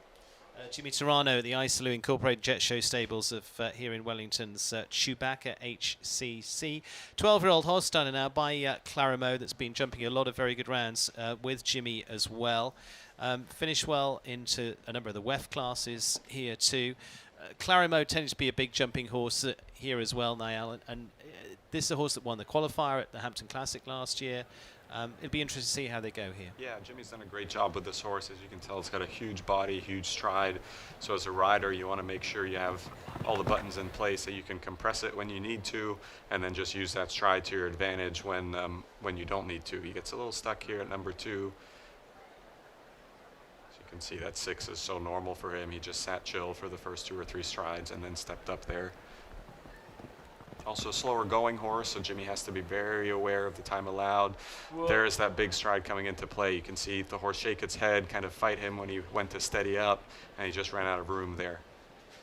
Yeah, like you said, it's a slow mover, kind of big jumping type, but at the same time, it just does look very sensitive in the mouth, and I think Jimmy kind of has to coax it along, hold its hand throughout the course, kind of get the fight out of it done a little bit early so he can just remain even on the reins right in front of the coming in hot here. That was 8 and walked to 10, so it was an aggressive ride. Jumped beautiful through it. I was going to say, came through there fantastically. I mean, it's been a really good combination to see over the last 12 months, stepping up a new level. Came back really nice in the 6-2, actually. Yeah, seems like the horse is now settling in and Yes. jumping a fantastic round. Big scope test, not a problem. Little rub on the back rail, but stays. Yeah, really woke up into that second part of the course. That was a shame. Couple cheap early rails. Leaves them on a score of 8 there for Jimmy Turano and Chewbacca HCC in the nicest possible way. Niall, I'm going to kick you out. Thank you. I should probably go figure out where I'm going in this jump. Figure out where you're going, and good luck, and I hope we see you later. Thank you. Thank you to Niall Nasser. He's one of our clears so far for our Grand Prix as it stands. 3 of those at the moment: Niall Nasser, Luciana Elosio, and Carl Cook. So we've got Egypt, Brazil, and USA. Ali Wolf alongside me. We now remain just the 2 of us once again. Carlos Ancarero, 23-year-old for Mexico. And what a run he's had. He won nicely in a Grand Prix up at Okara at the World Equestrian Centre just the other day. Came back, won the 150 class here as well as part of our MS series. Jumped to the Nations Cup before now too. H5 Porthos Maestro, WHZ to give the full title by Picasso for this 10-year-old for the H5 team. And again, he's got a widened string of superb horses. The whole family involved. The H5 team trains with Eduardo de Menezes and Enrique Gonzalez as part of that squad too, and he's now really coming into his own with this. Exactly, big family support, that helps a lot. Great tutelage, and you can't discount a rider who's on a roll. So, and I'd say he's been on a roll lately. So, he's had an amazing circuit. Jumping and winning some of those 150s. Obviously, he would want a good 5-star under his belt. But again, a younger rider. Really just building his string and working his string up all to get under the lights, into these big classes, especially to prepare for summer. Really hustles around the corner. That was a nice time saver, and then nicely slows down for the plank. Stretches across that back rail. We haven't seen much trouble with that purple oxer unless you kind of miss the distance in on the plank. Victim to fence B again. Mm-hmm. Very, very steady there. And rolls that off as well. Maybe just didn't quite get the steady done early enough. And now a little bit wrestling with the horse. Got a light rub at the Rolex. Here comes kind of the careful test of the course. And then a big stretch at the end. That was too bad. Yeah, finishing on a score of 8 there at 76-64. 8 faults, 2 down for Carlos Sancarrera and H5 Portos Maestro. But they are, again, like I say, they won just the other day. They won twice in the last couple of weeks. Just knocking on the door here. It was just here they lost a bit of pace. Yeah, exactly. And I would say, you know, 2 tall verticals kind of happen simultaneously. Maybe just one problem, one issue to fix. That might just come in the rideability, making sure the horse comes back when you ask him to come back. And like some of the riders have said before, all it takes is just a millimeter of not listening or listening to kind of have a rail or keep yourself clear. Daisy Farish, we mentioned her a little bit earlier on, the 23-year-old. Spencer Smith been back out to help her. Of course, she's riding with the Ashland team there. But this for the Lanes End show jumping. Of course, her family very much entrenched in horses and notably racing. Lanes End, a very famous stud up in Kentucky, produced some of the top race horses around the world. Daisy with Orwell SCF, which again, not so experienced here, is just starting to do these 150 plus rounds. Horse from the Spy Coast farm, hence the SCF, by their stallion Dictator. And, you know, so they've got a big Kentucky connection here from that point of view, because Spy Coast over in Kentucky as well. But I pulled this one out a little bit earlier on as a younger rider to watch in this. Yeah, exactly. And you know, you see this horse has been jumping a lot through circuit, but you see him just progressing more and more and more. And like we talked about with Ashley, some horses might even just be better the more they jump instead of maybe giving them a break. And that was just too bad. Got a little bit underneath that skinny, just didn't quite come back for the skinny, and just, again, a foot in the water. And that was kind of one of the earlier times that we've seen that fence come down as well. Maybe just not as responsive when she asks him to collect, especially right after the water when you ask them to stretch back out again. Really had to stretch for the back rail there. Now just needs to kind of pull it together, bring the nose into the tail. Gets away with a rub on the back rail. Very, very steady 6. Just looks like the horse is a little bit at the fences tonight. Yeah. And maybe needs to think about, okay, maybe not at this point, but time allowed. And another one falling victim to the Rolex Oxer right into the front rail. And we've seen this horse out a lot, so, you know, maybe it's been there, done that. It's kind of seen these things. It's not as impressed anymore. Maybe it's just a little bit tired. But she's gotten... I think she started maybe in the 2 or 3 star in the beginning of circuit and worked her way all the way up successfully into the 5 stars, so she's got to be happy with that. So it is 20 and 1 for time there for Orwell SCF and Daisy Farish. You say it's a learning experience that's coming just, unfortunately, that skinny early on. Again, once you're traveling, there's not a lot you can do there. Yeah, exactly. And, you know, she's really fighting to get the horse back. Maybe she slowed down a little bit too early, had to push the gas a little bit back to that Orange Oxer after the water and got the horse strung out again. Just wasn't quite responsive the way she was hoping. Well, number 16, Dara Kenny and Amsterdam for the Vlog Show stables. 2 tips in our pre-show, our Jumper Grand Prix show. Georgina Bloomberg and Peace Leone saying Dara Kenny for this. And why would they say that? Well, he won the Fidelity Grand Prix here, back onto week 5 as well. Fabulous horse that, again, he's very carefully been producing back into the top level. Horse that rode at the Olympics and went brilliantly here with Teddy Vlock before now, the owner. And then spent a little bit of time on the sidelines, but has just been well produced back into the limelight here.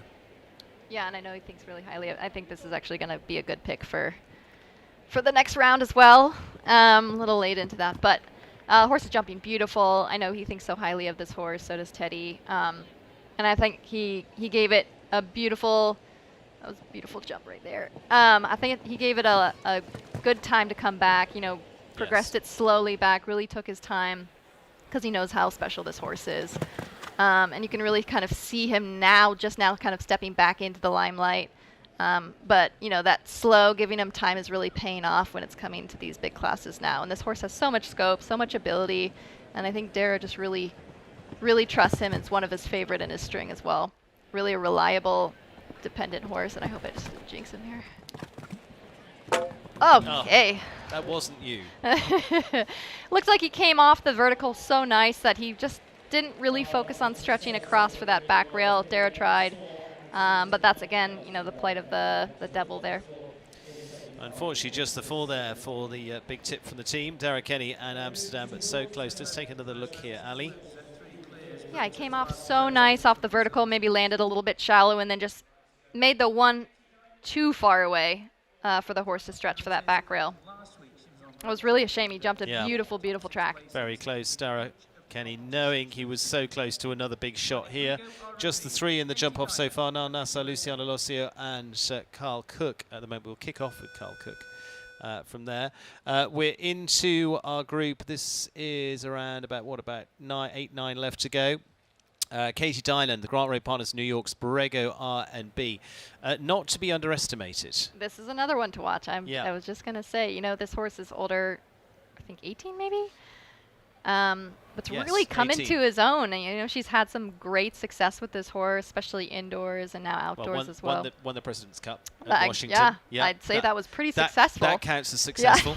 That counts as successful. But they are very consistent. They've been right up there in the American Gold Cup before now. They've had a lot of very good rounds that have just been in the prize money. Like I say, a little bit, maybe not on everyone's radar, but this could be an opportunity. I agree, and I think she has slithered a little bit underrated and under the radar, but one not to be missed. This horse is amazing first of all for an animal jumping at 18, but then this partnership. She's really come to trust this horse. It has a little bit of a unique way of going, can be quite strong. Drags her a little bit into some of these fences, but she trusts him completely. Nope, we're good. We're good. Just didn't make much of it. We're not good. Shoot. Just has that orange vertical down. Again, something we haven't really quite seen. Just looks like he may be dragging her a little bit past some of the distances like he did for that flank. And again, that's sometimes what happens when you have to ride a very strong water.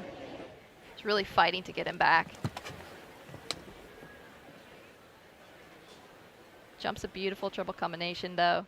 Really sitting up strong. Beautiful 6 stride. Really had to get that done, work to get that done.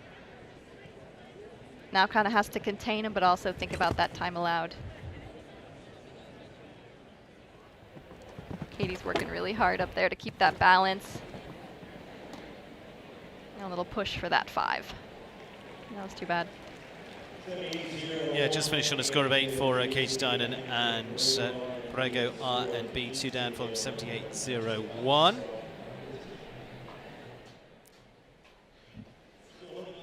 As we make our way down this first round.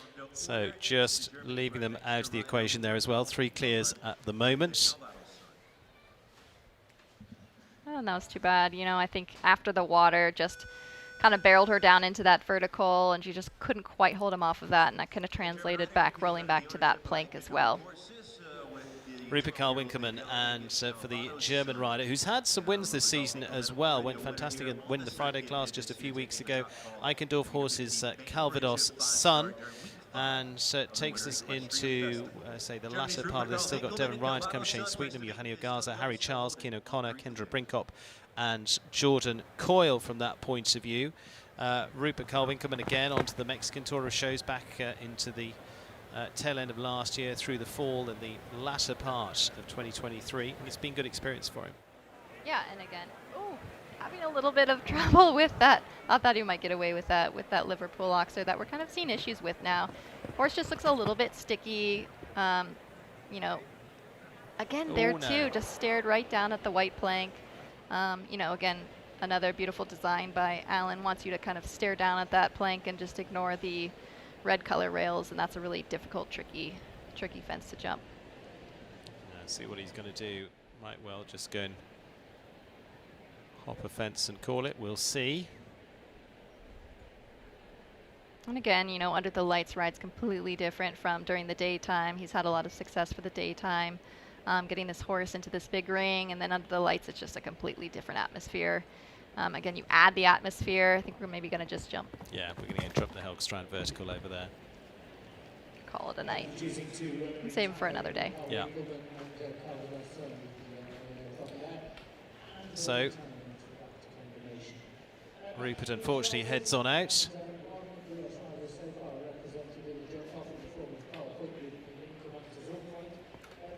And joining us in the commentary box is Lily Keenan. Lily, good evening. Good evening. Be a better evening if I didn't have dive balls. Well, I was going to throw that into your court for you to talk about. Yeah, my horse jumped unbelievable tonight. I kind of checked out on the way to the Rolex Oxer. I had watched a few too many people knock down the front rail, and I had it in my head. So when I jumped the Liverpool before, I didn't land and move up like I needed to in that turn. I just took 2 seconds too long through that turn. But my horse jumped amazing. Okay, so you can't be disappointed with No, that. no. I mean, I'm disappointed in myself, but my horse was unbelievable. It's the best he's felt in a really long time. Eddie Blue now for Devon Ryan next up for the LL Show Jumpers. Again, a horse that we've seen lots of over the years. And Eddie, well, 15 years of age. And for a horse that's been around a while, including, of course, that World Championship team gold medal there, Lily and Eddie back in the frame. Yeah, Eddie Blue has a illustrious career. He's a horse that everyone always wanted. And obviously what he did at the World Championship was integral for the U.S. team. I think it's interesting now, something that's changed in the sport for so long. People always said horses peaked when they were 11, 12 years old. And now when you look at the biggest Grand Prix in the world, the horses that are often winning are teenagers. Yes. And obviously each horse is individual and it depends how much they've done when they're young, but we see more and more horses having longer careers, and I think that's because the experience that they gain and how technical the tracks are, and obviously the horsemanship and care and treatments and management. I mean, we've become so sophisticated with all of that, so to be able to extend their careers, it's really fantastic to see these a little bit older horses able to really peak kind of past what would have previously been considered their prime. And Ali, he did a lot early on, so you almost feel as though Eddie would be older than the 15 that he is, but I mean, he's performing well again here. Yeah, and again, we've seen him for so long, you sometimes forget that he's just 15. And you can just say just 15. I mean, horses go for a long period of time. You kept a horse going into yeah, exactly. So, again, like Lily said, it's all about management, and he's very strategic and smart about where he places his horse, what classes he thinks he has the opportunity to win or to place in, and that was too bad. He just fell victim again to that B element. Is just kind of proving to be a little bit of a boring, dull, airy vertical that a lot of horses just kind of see through, I think. Yeah, I think also when you walked that course, the triple combination looked small. Multiple people said to me, wow, that looks so small, what am I missing? And B actually was quite tall and airy, just like you said. And I often find jumping gymnastics, when you change the heights, when they're not a consistent height, horses can get a little bit confused with the depth perception. I think that they're kind of casual coming in, a little bit on their head after jumping that long 4-stride.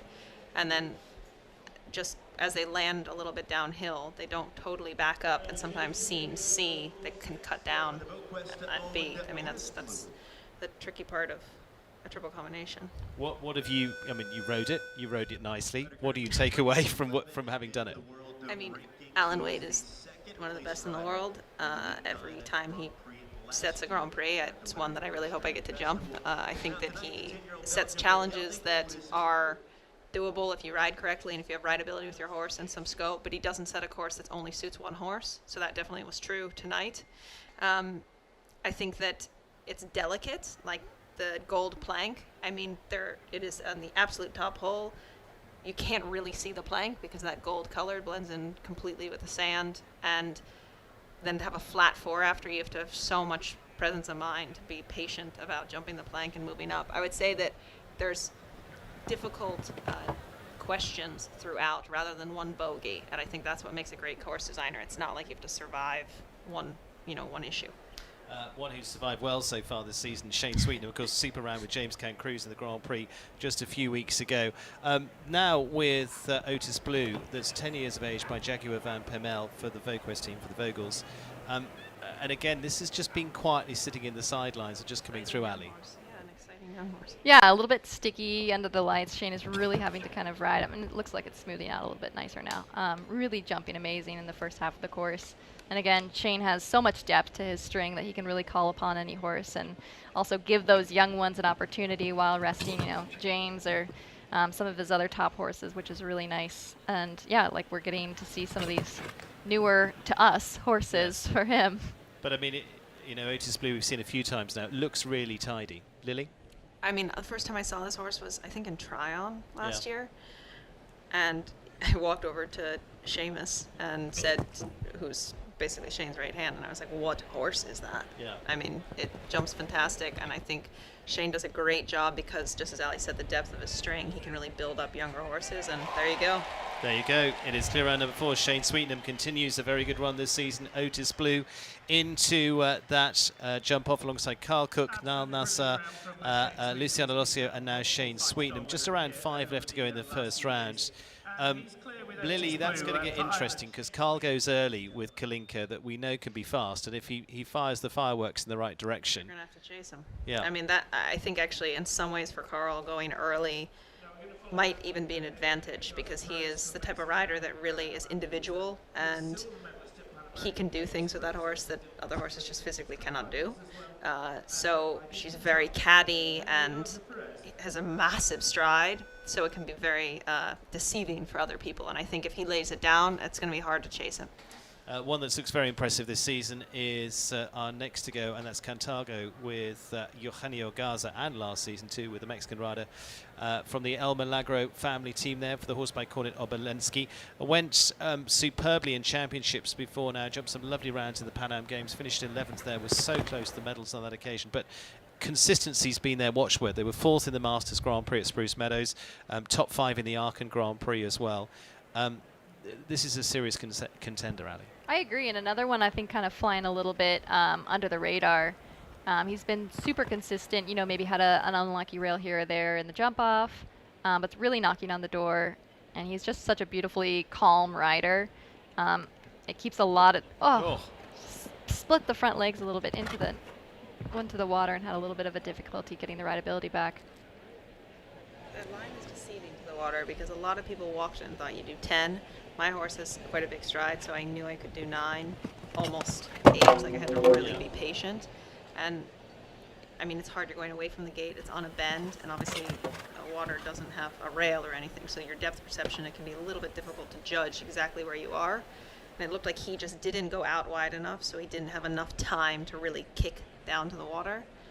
Okay, just not his night. This is an unbelievable combination. This horse, just all the things you listed that he's done.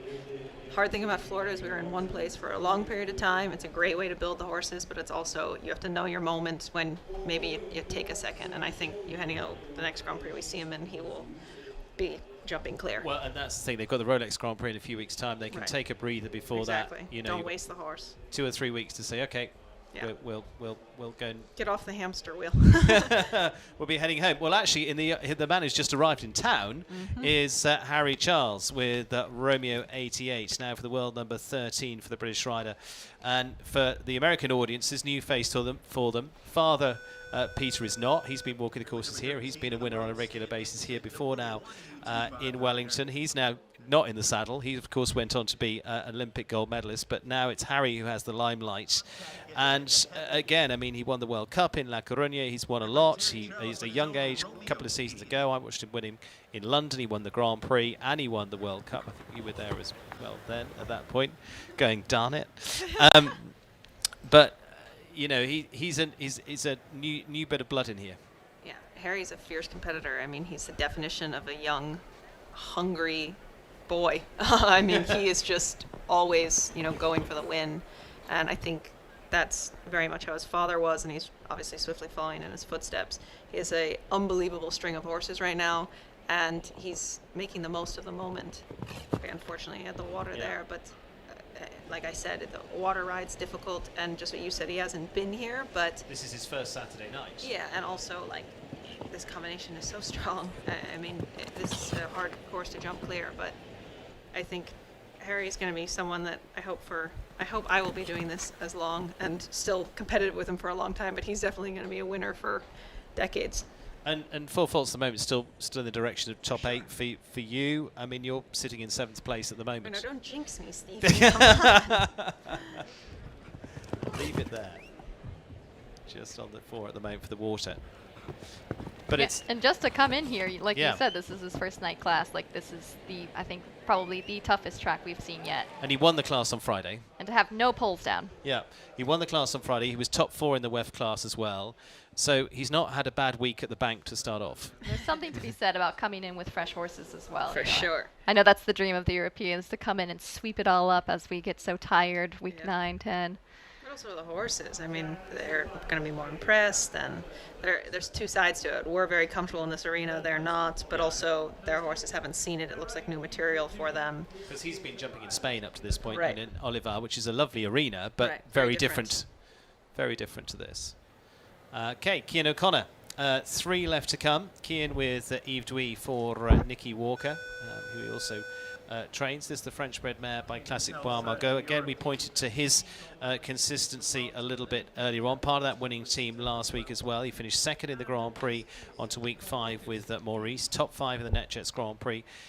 Ali, again, he's just been putting the rounds in. He's just not had the number 1 spot yet, but he's got close to it. Yeah, and consistency is key. And actually, I just put a marker next to him as well. I think this one could really do it as well. He's been having such a great circuit, really producing a lot of these horses, having fantastic results, just a lot of clear round jumping. For you, what have you watched out of the horses that we've seen? Because, I mean, as you say, there's a range of them in there, and of course the Watchman boys as well, being very successful with them. Yeah, and he's had such amazing support, and also helping the entire family. And just his horses, you know, they all just jump so flexible.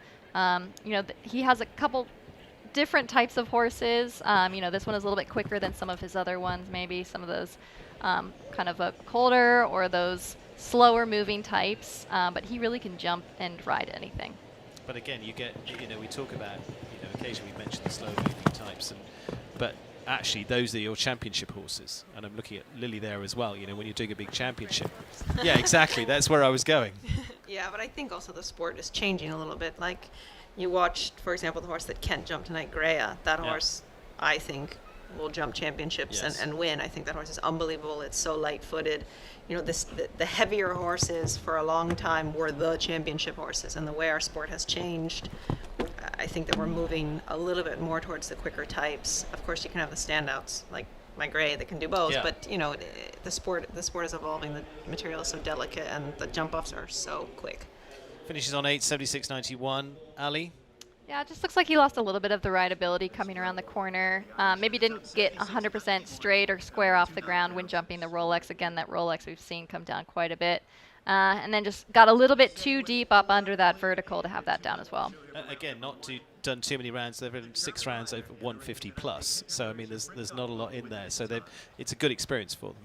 Again, another guy that has a lot of depth to his team as well, so he's able to kind of pull these horses out, put them back, and then gain exposure for the ones that are maybe a little bit older. 2 to come in the first round, and still holding with those 4 clears at the moment. Kendra Clarissa Brinkop and the Stefex stables in time for the German rider. And again, fresh face is headed over from Europe, rides for the Stefex tables. Team of Stefan Conte there, and the Conte sisters have been out here competing for a while. But again, Lily, you'd have seen her competing in Europe quite a bit. Yeah, I mean, Kendra is unbelievable rider. I mean, she's going to be one of the best in the world for sure. She is so cool-headed and effective, but still has the finesse of a top lady rider, and she's as good as any of the men. This horse jumps very, very well for her, and she's obviously had some success with it, even just in this week that she's been here. And yeah, I think that she is always one that you fear having to jump off against. Yeah, she's actually been one of the Europeans that's come in and kind of so far has been sweeping up with Oliver's. Second in the wet WEF from that point of view. She's so effective, and she can sit so still. I think she's really a wonderful rider to watch. You can learn so much. And she's a very, very nice girl, which is a nice bonus. She had a beautiful turn there, really kind of kept it really neat. Utilized the turn to keep the horse rocked back and jumping up over that really delicate gold plank. Ooh. Gone. Just barely towed it behind. Yeah, that was a bit unlucky. I think that the trick to that triple combination is you need to ride a little bit forward, in, and deep. and trust that the horse is going to clear A and use their back and land shallow. I think sometimes when you come into it trying to hold them off of A and they land and they have to actually take a bigger step and then end up way too deep at B. That was unlucky because she rode a fantastic round. Yeah, finishing on 4 there goes to 10th place, 75.25 for Kendra Clarissa Brinkop, and in time just leaves the 1 left to come. And we'll take a look at that. But a little look back here, exactly what you were saying, Lily. It's just been one that's been big influential. Yeah, I think that a lot of people probably didn't expect that jump was going to come down so much because it's not nearly as high as like the plank or a few of the other verticals. I mean, it's 150, yeah. but 165 in spread. Right. Yeah, so I think that I mean, triple combinations, you can have horses that jump them super well, and you have some horses that they're a little bit of a bogey, and you have a mixture of people that are struggling with that tonight. It's set so deep on the rail in that corner. It's a little bit of a darker part of the ring, and it's kind of a letdown. You know, the plank everyone's so focused on. You have to ride up in the 4, and then it's this awkward bend. But that's where Alan is just a genius, because he's not setting some massive jump that's intimidating and unjumpable. It's just he's so particular about where he places things in the ring. Jordan Coyle is the last. He was winner of the WEF Challenge Cup earlier on this week with the Falkirk Farms 4 gold. And now on to this 13-year-old that has gone so well for him so far. Not so long together. They came as a combination. He finished top 3 in the Grand Prix a few weeks ago here as well. Yeah, he's had a fantastic circuit. Oh, I think we just... I'm just looking down, and yeah, the flag's up. The flag's up. He's so fun to watch in the jump off. So I'm sorry, we're going to miss him. So 4 in the jump off. Lily, you finish in 7th. Nice! Pretty good. So good check for that. Exactly. If I'd been a little quicker, I could have maybe been higher, but I'm very happy with You'll that. take that one. It's the biggest check of this route. Oh, that's actually a... Oh, I was going to say that's kind of the first time we saw the front rail of A come down. Yeah, I think that, you know, this horse has won so much this circuit and has had some really unbelievable rounds, so quick in the jump-offs. Tonight maybe he just looks like he's maybe twisting just a little bit, but knowing Jordan, he'll do some work at home, maybe some gymnastics, and have this horse back out here winning again. And he's just deciding that it's better to save this, which this is how the sport goes. They're animals. And Yeah. Yeah, so finishing on, well, doesn't finish, so just taking a circle at the last there for Jordan Coyle and for gold from that point of view. So we finish up with 4 into the jump off, and it will go with Carl Cook, Luciana Lossio, Shane Sweetnam, and Niall Nasser. Thank you, Lily Keenan. Thank you. Well done tonight. Thank you. Ali is going to remain with me, and I'm going to hand down to Danny in just a moment. There's the 4 in the clears. Carl Cook, Niall Nasser, Luciana Lossio, and Shane Sweetnam are our 4 going for it in this Bainbridge Grand Prix. And down there, Danny is with another of the riders who just missed out. Yeah, thanks, Stephen. All right, I'm here with Dara Kenny, who won our Grand Prix a couple of weeks ago. He did have one down tonight. Dara, tell us what happened out there. Yeah, I was a little bit disappointed. The horse jumped brilliant. He jumped amazing tonight the same way he did a few weeks ago. He feels in great form. I just maybe didn't put enough leg going out of that double, and he backed up a little bit too much. But I'm delighted with the horse, a bit disappointed with myself. Yeah, okay. It was a great round, but okay, so it's been a difficult course tonight. Where did you think were the most difficult parts going into the night? Yeah, when I walked the course, I actually thought that last line was going to be difficult, and it proved to be difficult for a few people. That double was very short inside. It was quite big, quite tall going in. Time allowed was a bit tight, which caused a few problems. And always with Alan, it's always delicate, and you know, it's always light, so it takes jumping. Yeah, absolutely. All right, there's only 4 in the jump off. Who do you think is actually going to win?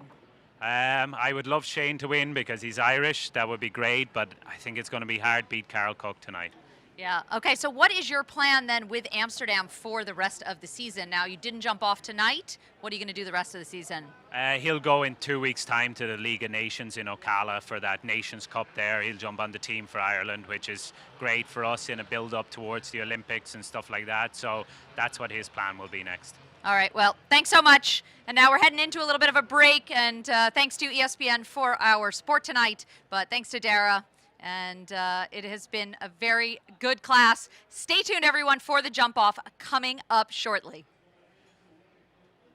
Thank you. Mom! Yeah? I fell.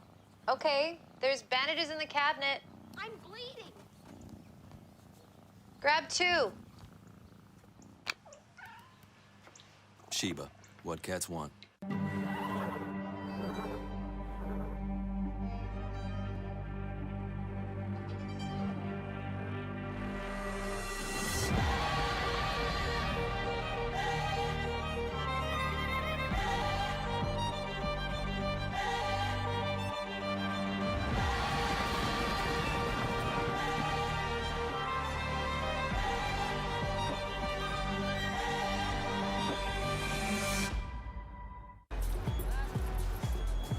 Misty?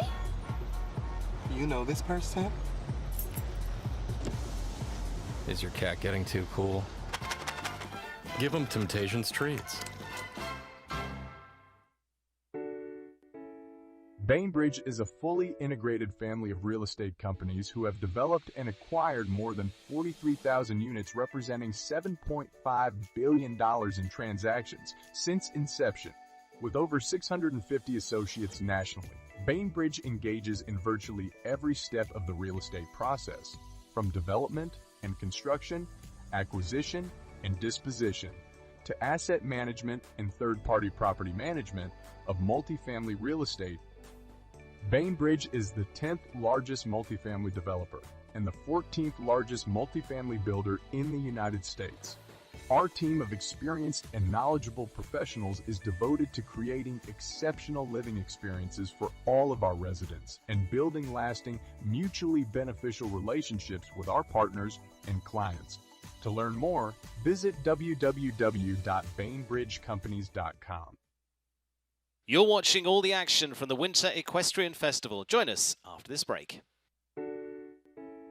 Bainbridge is a fully integrated family of real estate companies who have developed and acquired more than 43,000 units representing $7.5 billion in transactions since inception. With over 650 associates nationally, Bainbridge engages in virtually every step of the real estate process, from development and construction, acquisition and disposition, to asset management and third-party property management of multifamily real estate. Bainbridge is the 10th largest multifamily developer and the 14th largest multifamily builder in the United States. Our team of experienced and knowledgeable professionals is devoted to creating exceptional living experiences for all of our residents and building lasting, mutually beneficial relationships with our partners and clients. To learn more, visit www.bainbridgecompanies.com.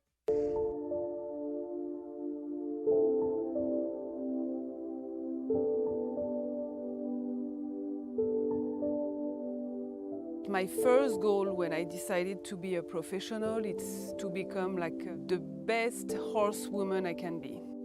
It's really important for me to find the balance with my family, with the horses, that is my passion. Work with the horses every day to do what I love. I used to have one passion was the horses, and now I have two with my daughter. So I really want to have this balance in my life. I'm Marie Ecart, I'm a professional show jumper representing France, and I'm Lola's mom.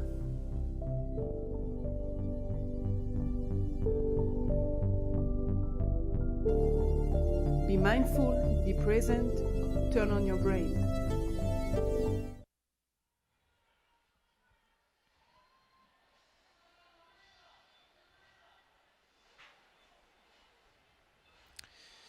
Well, our thanks to Dog Technologies as we welcome back to the closing stages of this Bainbridge Grand Prix. Dog Technologies bringing us our streaming and wonderful technical support throughout. Major new sponsor here in Wellington this year, and a long-time supporter is the presenting sponsor of our Grand Prix tonight, Bainbridge Companies as well, with offices across the country. And Ali Wolf is alongside. We've had a list of guests with us as well. Ali here tonight. We've got one more to come into our jump-off. Really interesting with jump-off. Just 4 of them. Let's just remind everyone. You've got Carl Cook, Nal Nassar, Luciano Losio, and Shane Sweetnam. What do you think, Ali? It is not a giveaway. No. It's going to be a very competitive jump-off, even just with the 4 horses and riders. You know, as riders, you think, okay, there's nothing left to lose. You're going to give it your all. We're seeing Carl right now. I mean, you know, Carl in this partnership with Kalinka, you know, they're in a league of their own. They've proved themselves time and time again. a unique combination, but so competitive. You can never discount them. And then, of course, Niall, you have such an amazing partnership with this whole horse. You know, like he said previously in the box here, he thinks he's really coming into his own, and I think he's really knocking at the door. Then take Luciana Lucio. Finished so well in the Grand Prix so far this season. Again, superb performer in Nations Cup. She's got a big shot. Yeah, she does. And this partnership with this horse, you know, somebody has said it before, I don't think this horse would jump as well for anybody else. You know, I think it's the heart of the horse in this partnership. And of course, Shane Sweetnam. This time with Otis Blue. He's been a past winner, of course, here with Alejandro. Finished on the podium just a few weeks ago with James Cancruz. This is unproven at this point. Yeah, but this horse has so much potential. You know, Shane is just a master of the sport anyway, has so many chances with other horses that he really brings that to the table with these newer mounts. So those are the four. Carl Cook will go first for the USA, Niall Nassar for Egypt, Luciana Lucio for Brazil, and Shane Sweetnam for Ireland will be our lineup there for those going into the jump-off. We're going to take a look at that jump-off course as well, brought to you by Fidelity Investments. Let's swing down under the bridge and take a look at what Alan Wade, his next stroke of genius, has got for this jump-off. Ali, what are we looking at here? We started with fence 10A this time. Yeah, so 10A is now its new first fence, and then you're going to cut across the middle to a new Bainbridge vertical. That's right behind the gazebo. You're going to hook a tight left-hand turn back to that Rolex fence. We'll see if it proves as difficult off the left as it did off the right lead. From there, you're going to actually see the same bending line, whether they do 7, whether they do 6 to 13A and B. Then we're going to take a right-hand turn to that purple oxer down in the far corner, and then a very tight roll back, perhaps, on that orange vertical that we saw coming after the water in that first round. And then they're going to have to run like heck back to that first fence, the original first fence, but backwards. Book it down to the last. So there were new fence 16 there is fence 1 in reverse, but different dimensions this time around as part of that jump off. So let's take a look at what's coming up, and say just the 4 into the jump off as well. And we have got 4 very good combinations coming up for us too, and also Ali, what do you think? Where's your direction going? What's your money going on? Oh, I think you're going to choose Carl, so I'm going to go with Niall, I think. You know, Luciana, I love her horse, and she's a very tough contender. Obviously, so is Shane. But Niall's just been knocking on the door. He's been so close so many times, and I just think he's so hungry for this. Well, Sami Al-Dahan also joining us up in the commentary box for the British rider over here for his first stint.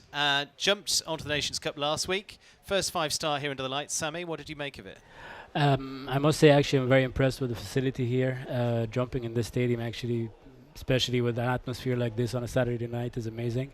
It took me by surprise, and I think it also took my horse by surprise on the Cup night, but you learn from that, and yeah, you build on it for next year. What did you make of today? Obviously, you're another that we've had in the box that's ridden around it. Alan Wade, you've ridden over his courses plenty of times. Yeah, Alan is a master of this trade. You know, he's really, really good. He knows exactly what he needs to build. It's you know, difficult enough track. I thought like a really difficult 5-star Grand Prix, but sure, you have the best riders and horses here as well. So it was a given that it's going to be a tough track, and it shows with only 4 clear rounds. Ali will give us a rundown of Carl Cook. Niall Nassar, you've competed alongside on Egyptian teams before now. He's got a good shot here. I'm rooting for him, actually. You know, Niall is a great friend of mine. We rode together on teams, and we had really good times. He knows his horse inside out. So, and he's a really fast horse. Niall is a really fast rider, as he proved time and time again. So I'm rooting for him tonight. Sorry, guys. Luciana Lucio goes after that for Brazil, and Shane Sweetnam after that for Ireland in the week. That's what International Women's Week this week. Could be Luciana. Yeah, Ali's just giving me the fist pump next to me as well. Carl Cook. Talk to me about Carl Cook, Ali. What's he going to do here? He's going to set them on fire, isn't he? Oh, absolutely. You know, I don't think he's going to leave much left for the other 3 coming behind him, or at least that's probably his plan. You know, I think Lily was saying that it's probably best that he goes first or the first in the rotation because, you know, this horse and rider combination is really not like others. And he's going to go in his own style with his own speed. And so it's probably best not even for him to watch anybody else and just set the pace. I mean, he comes in there, and Sammy, it's more like a racehorse going out onto the track as we see on the flat tracks in Newmarket. With a Formula One driver on top. Yeah, exactly. Exactly. Yeah. Carl Cook, winner of the Coachella Cup, the $1 million last season, American Gold Cup as well, and a great chance here. And Ali, as you say, I mean, they're fired up, but I mean, when they are going around the course, they have every turbo going. Yeah, exactly. You know, you let her loose and she's all business. And, you know, I think that's what we're going to see here. You start off with big galloping and then a tight rollback and then another gallop. And, you know, everything is pretty well connected. You have maybe a rollback or two. And we're just going to have to count some strides. I think he maybe did 11 across the middle. Yeah. We got 6 eyes on it. Discount mine. Put 4 eyes on it. And this is really a tight rollback and kind of a blind turn. Opted for the 7 just to be a little bit cautious. We know that double, I think, did the 8 there. He put a little curve. Yeah, just a little bit of slice into it. Yeah, so he could kind of come back on the fence afterward, not make such a tight turn over top of the fence, and now a long gallop to the last. Lands in 32 over the Helgstrand fence. As we said, you've got to run down to this final fence. Gets home in 39.90. Pretty fast. Sammy, what did you make of that? Yeah, pretty fast. I thought, okay, he did 11 from 1 to 2, and then he was really neat to 12. He did, I think, like the 6 would be very brave if somebody do the 6 to the double. I walked after the double, it walks 8, but he shaped it nicely, like Ali said. So then he made the turn really tight to the vertical after that. He may be a little bit too slow to the last for my liking, so he gave a little bit of a way for the people coming, you know, after him. But you still have to leave the jumps up. There's space, I feel, Ali. There's a little bit of space. Yeah, he left the door open. You know, I thought there was maybe a 10 from 1 to 2. He was a hair cautious on the rollback. He made a tight rollback, but opted to kind of make a conservative distance there. Opted for the 7, which we probably might see everybody doing the 7. And then, yeah, I agree. I think the track was right on for that bending 8. It allowed him to kind of start to come back on that vertical. And then, you know, just like Sammy said, not much of a gallop to the last fence, a touch conservative. But again, you just have to kind of set the pace. Yeah, absolutely. Well, going after that pace now, 39.90 to beat, is Nal Nassar in the Evergate Stables, Igor van der Wittemore. And Olympic ride for him. Got all the chances here. Certainly starts off with purpose. It's a quicker 11. Yeah, and you know, these two horses are a little bit similar. They both have similar strides, very quick across the ground. He was a little bit quicker rolling back there. Steadies up again for the 7. Needs to kind of go. Good run at this. It's a nice bend, yep. No, again, not drifting too far. Going to take this. Whoa, lands there in 31. We have a quiet cheerleader over here. He's a fraction up, 39.90 to beat for Nal Nassar. Gets home on 39.57. Just it. Goes ahead there, Nal Nassar and Igor van der Wittemore. Sammy. Yeah, actually it was a very good round. He did 9 after the double, which I think was a little bit slow, but his horse also doesn't have the biggest stride in the world, so he had to do that to make the turn nicer to number 7. So yeah, it shows the difference is, what, 0.3, so it's really nothing. I think the winning time will be in the 38s, but we'll see. Let's have a look back here. I mean, he seemed to be fairly well paced down to the Rolex. He was really quick everywhere. Even 1-2, he did the same amount of strides as Carl, but he's a quicker horse to do the 11 strides. And these little things matter, you know, like if you have a small stride and you're running towards the jump and you do the same amount of strides as a horse with a bigger stride, you're saving time on every stride you're doing, which obviously sometimes it plays in your favor. Yeah, Luciana Lucio of Brazil, Lady Louise. Now this would be the first 5-star Grand Prix if she can pull this one off. Sammy, you've done that, and Spruce Meadows. Yeah, that was a great win, wasn't it? Yeah, good start. We've seen them go so well. We saw them top 3 of the NetJets Grand Prix this season. That was really tight. Was tight. Whoa, very tight. And then sacrifice the 7 a little bit to do the 8. We'll see if that pays off. Still up on the pace, looking good. Still the 8. Needs to be landing here at about 31, 32 to stand a chance. That's where Carl and Niall, she's landing in 31. She's got a chance, 39.57. She's got to keep running to the last. She just gets a little bit wider there, but still looking good. She's very quick, 39.15.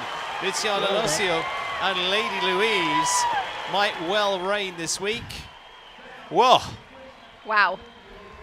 That was fun to watch. Was it not International Women's Day the other day? It was Friday. Friday's carried on. It's weekend. Yes, it was. It's weekend. It's weekend. What can we say? I mean, that was amazing. It goes back to the partnership that they have and the trust that they have in one another. And she opted, she got such a tight rollback on that Rolex fence that she decided just to be a little bit cautious in bending the 8 strides, give the horse a little bit of time to get underneath herself for that 1 stride. And I think that actually paid off to kind of relax her one extra step so she can kind of hit the burners again. And for her, we've just seen her throughout the season, just so close. She's still close. She's still in the number 1 spot right now, but Shane Sweetenham stands in the way. Or she could do is second, so. Yeah. But that was an amazing turn to number 12, I must say. The roll back to the green oxer there was very brave, so hats off. Absolutely. So, and I think that's a little bit narrowed at 140. So there's a chance to, as you say, take that one a little bit on a run. Shane Sweetenham, Otis Blue, as we said, Ali, unproven really as a partnership yet. We'll see, but they looked very impressive as Lily Keenan was very keen on this horse earlier on.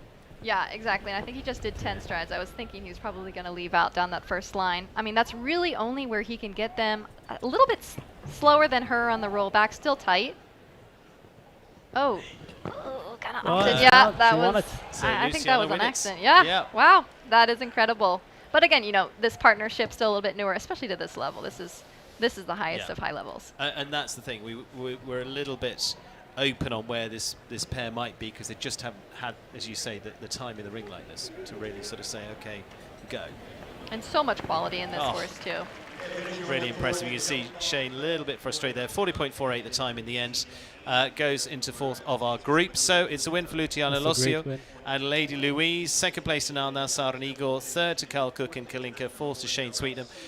Sammy, some good performances there. Unbelievable, actually. I'm very happy for Luciana because I think she would be the underdog, if you don't mind me saying that, in a Grand Prix like this. And to come in and pull it off, hats off to her.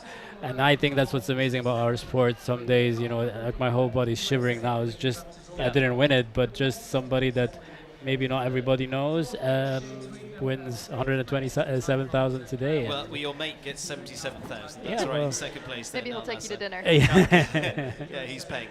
Carl Cook finishes in 3rd place. Shane Sweetenham in 4th. Those a bit further down, just on the time falls there. Lily Keenan still gets a check, like we said to her in the box a little bit earlier on, just over 11,000. And they're down to our top 10 and Dara Kenny and Harry Charles. That's what it looks like. It's a win for Luciana Losio of Brazil. We're going to be back in just a few moments' time to take it all through.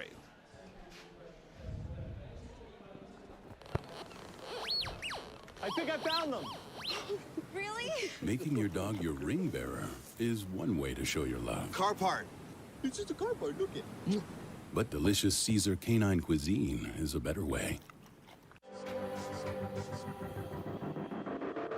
With NetJets, travel will always be personal.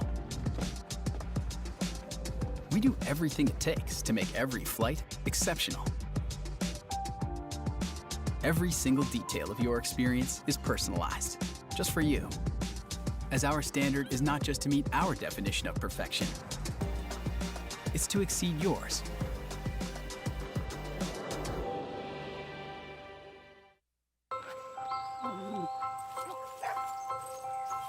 From playful puppy to adventurous adult, help keep them healthy. Iams for life. It goes like this.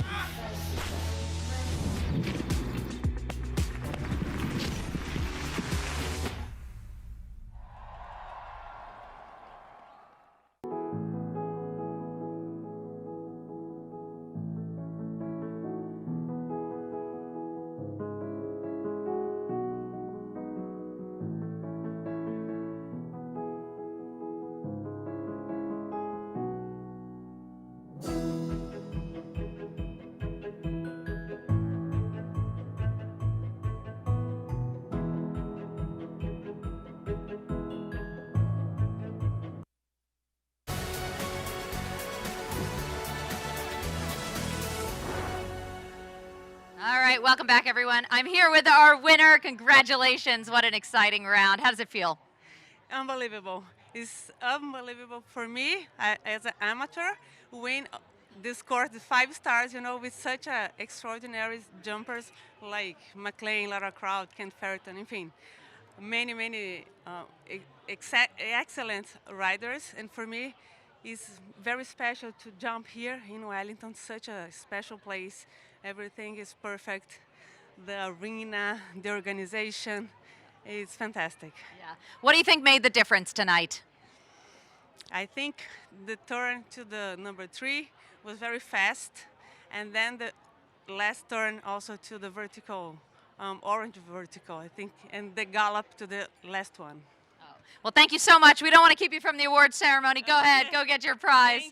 Thank you so much. Thanks. All right, we're back to you in the studio. Thank you, Danny. Yes, we're heading off to awards, and so Luciana Lossio, superb for win for her. Ali, tender age of 49 to get her first 5-star Grand Prix win. It can keep coming, whatever age. Exactly, yeah. You always, she looks so young on a horse, and she rides so beautifully. I think that was such a well-deserved win. Just like you said, she was knocking at the door, but also proves, our sport is in it for the long haul, longevity. Doesn't matter the age, and that's what's so amazing. Men against women, 18-year-olds against 70-year-olds. So. Yeah. Proving it tonight. We had 70-year-olds in the Nations Cup, exactly. Let's take a look at the winning rounds. Let's take another spin here and see what it looked like for Luciana. Really nice start. Yeah, exactly. She really came at an angle. She knows her horse doesn't have the biggest stride in the world, but she utilized the 11 strides so she could kind of get a slight angle back. I think this is kind of where she got it. Really trusted the horse to get up and over, even though it's a skinny oxer, it's still very tall.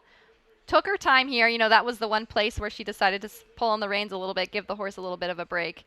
Really came at a curve there to hit the angle. Kind of was right within the tracks of Carl, rolling back. Got a good slice, just like Niall, and then really took on a gallop. I thought she was maybe a touch wide here. I thought that's where she was gonna leave it. But, maybe that was her plan. She wanted to really line it up, make sure the horse was square, seeing it, jumping off all 4 feet. Absolutely. So there's the final lineup now. Nasser in second, Carl Cook in third, Shane Sweetenham in fourth. And you have to say Shane with, of course, his fantastic ride there, Otis Blue, just getting the mileage there, but looking good. Yeah, I think we're definitely going to see that one in the future. Now he has like 3 amazing 5-star horses, maybe probably more than that we haven't even seen yet. But that horse has so much quality, jumping so easy over this class, and I think he has a really bright future. Absolutely. So Nal Nassar finishing second, Carl Cook in third. 2 very good combinations there. Kyle Tim just on the time fault for a top 5 there. Elise Soken also on the time faults for 6th. Lily Keenan finishing in 7th also with a few ticks to the clock there. Ashley Bond, I think fastest of the 4 faulters there. Natalie Dean into the money too. Kendra Clusia, Brinkop, Dara Kenny and Harry Charles for our top 12 here tonight as part. And they're making their way up now. And heading up, that is, it's no understating, that's a massive win for her. A massive win. You get goosebumps just even like listening to her interview or just watching her so happy, especially with her horse, this partnership. It just proves what a partnership this is, to come in and there's such a demanding track that was asked of them, so many questions, and that horse just, knows her and she knows it's her so well, and they just fight for each other. And that's what is so exciting about to see in this sport, the partnership. And the presentation of the Double H Farms Grooms Award as well. Going to the winning groom, congratulations, as that is kindly donated by Double H Farm as well, thanks to them. And our grooms receiving $500 with the winning horse each week, as well as a little added bonus. So I think they're going to head off and meet the crowds as well. Congratulations to Luciana. Yeah, and that Grooms Award cannot go understated too. They are the backbone of our industry and of the riders and of the horses especially. The horses have a special partnership with them that really is a true testament to the wins. And also they're coming over there for the presentation of the Herman Cappy Kapler Perpetual Memorial Trophy as a tradition here as well. Established for Cappy with fondness of the farriers back in 1995 here at the Winter Equestrian Festival. Always awarded to the winner of the Week 9 Grand Prix. That's the, of course, Bainbridge Grand Prix this week. And also receiving a few munchies courtesy of Mainstream as well. Mainstream Streamlined Horse Transport. Look at that huge following of the farriers. And that's amazing to watch too. You know, the crowd that you get, even just for waiting till the end to get a photo taken. Yeah. You know, that's incredible, and that's just the top level sport here. Okay, and all set for their lap of honour. Off they go. Luciano Lossio to enjoy this one. Congratulations. Throws out the ribbons to the crowd as well. Lovely to see somebody down there watching as well at tail ends. And I think she's also got a few little tears in there. And well done to Luciana, who will finish our winner of this Bainbridge Grand Prix. Big night for her. Fended off some of the biggest as well on good form. This was not a giveaway at all, and just to see her how happy she is, like that's what this is all about, and it just makes everybody else so excited and wanting to root for her as well.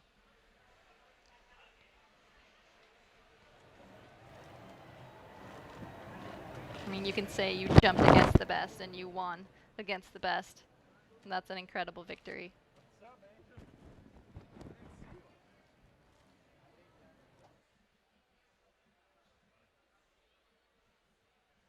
Ready for the podium, getting a hug from Nal Nassar, who finishes in second, and Carl Cook, top 3. And they're being congratulated by Richard Schechter, Jennifer and Richard Schechter, to make the presentation. Richard, chairman and CEO of the Bainbridge Companies, a regular fixture here as part of the Winter Equestrian Festival. Carl Cook standing up in third. And against two very, very competitive men, very classy, very nice guys. You know, very all involved in the sport. Super, super humbling guys. And there we go. Enjoy it. Luciano Lossio takes home the Bainbridge Grand Prix here today, and there'll be plenty of celebrations here and in Brazil. World Cup winner in Brazil, in Sao Paulo before now as well. But this goes on the biggest victory list.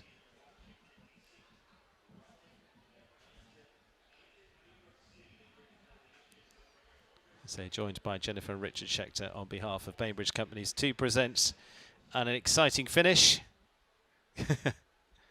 2 boys are quite tall as well. Exactly. And so, as is traditional, it is the national anthem of our winning rider. Congratulations to Luciano Lossio tonight. And Lady Louise, him on Lady Louise, is reigning tonight. Well done. And of course, it is the national anthem of Brazil.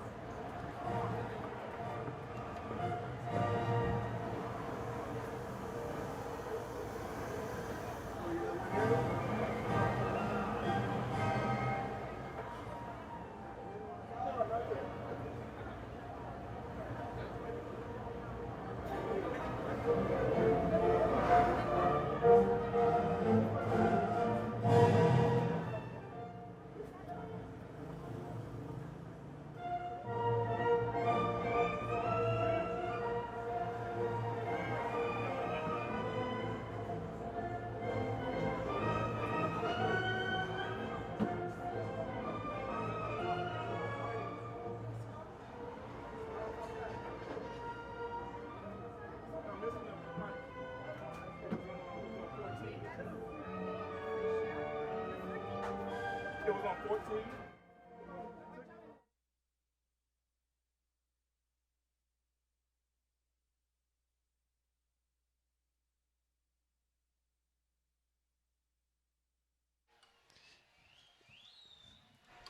Got to be quick off the mark.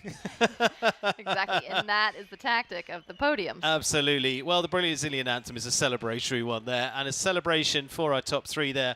For Luciano Lossio, for Nal Nassar and Carl Cook. Is the quickest soaking I think we've seen so far for that. Well done to them. It has been a tremendous competition for them as well. Superb stuff from our lineup. Ali, thank you very much for joining me. Ali Wolf, who's been with me 2 occasions so far this season. Always a pleasure. Absolutely. Thank you very much for tonight, and all the guests that joined us here tonight as well. It's been a wonderful evening of sport. Thank you for being a part of this too. Superb stuff here from the Winter Equestrian Festival. And of course, our next big Grand Prix in terms of 5-star, we're back for the Rolex Grand Prix on week 12. But we've got loads to bring you. We've got 5-star dressage next week. And we have got all Grand Prix coming up for the next few weeks as well, so join us for that. This has been a presentation of Wellington International and ESPN. It's huge congratulations to Luciano Losio, and we're all going to get a photo on the podium as well. And here's what it's been. It's been superb stuff from a wonderful lineup of riders here tonight. Tough stuff, but well-deserved victory. Well done to Brazil, who take home the honours. It's been a presentation of Wellington International and ESPN tonight. Thank you very much for joining us. We'll see you soon.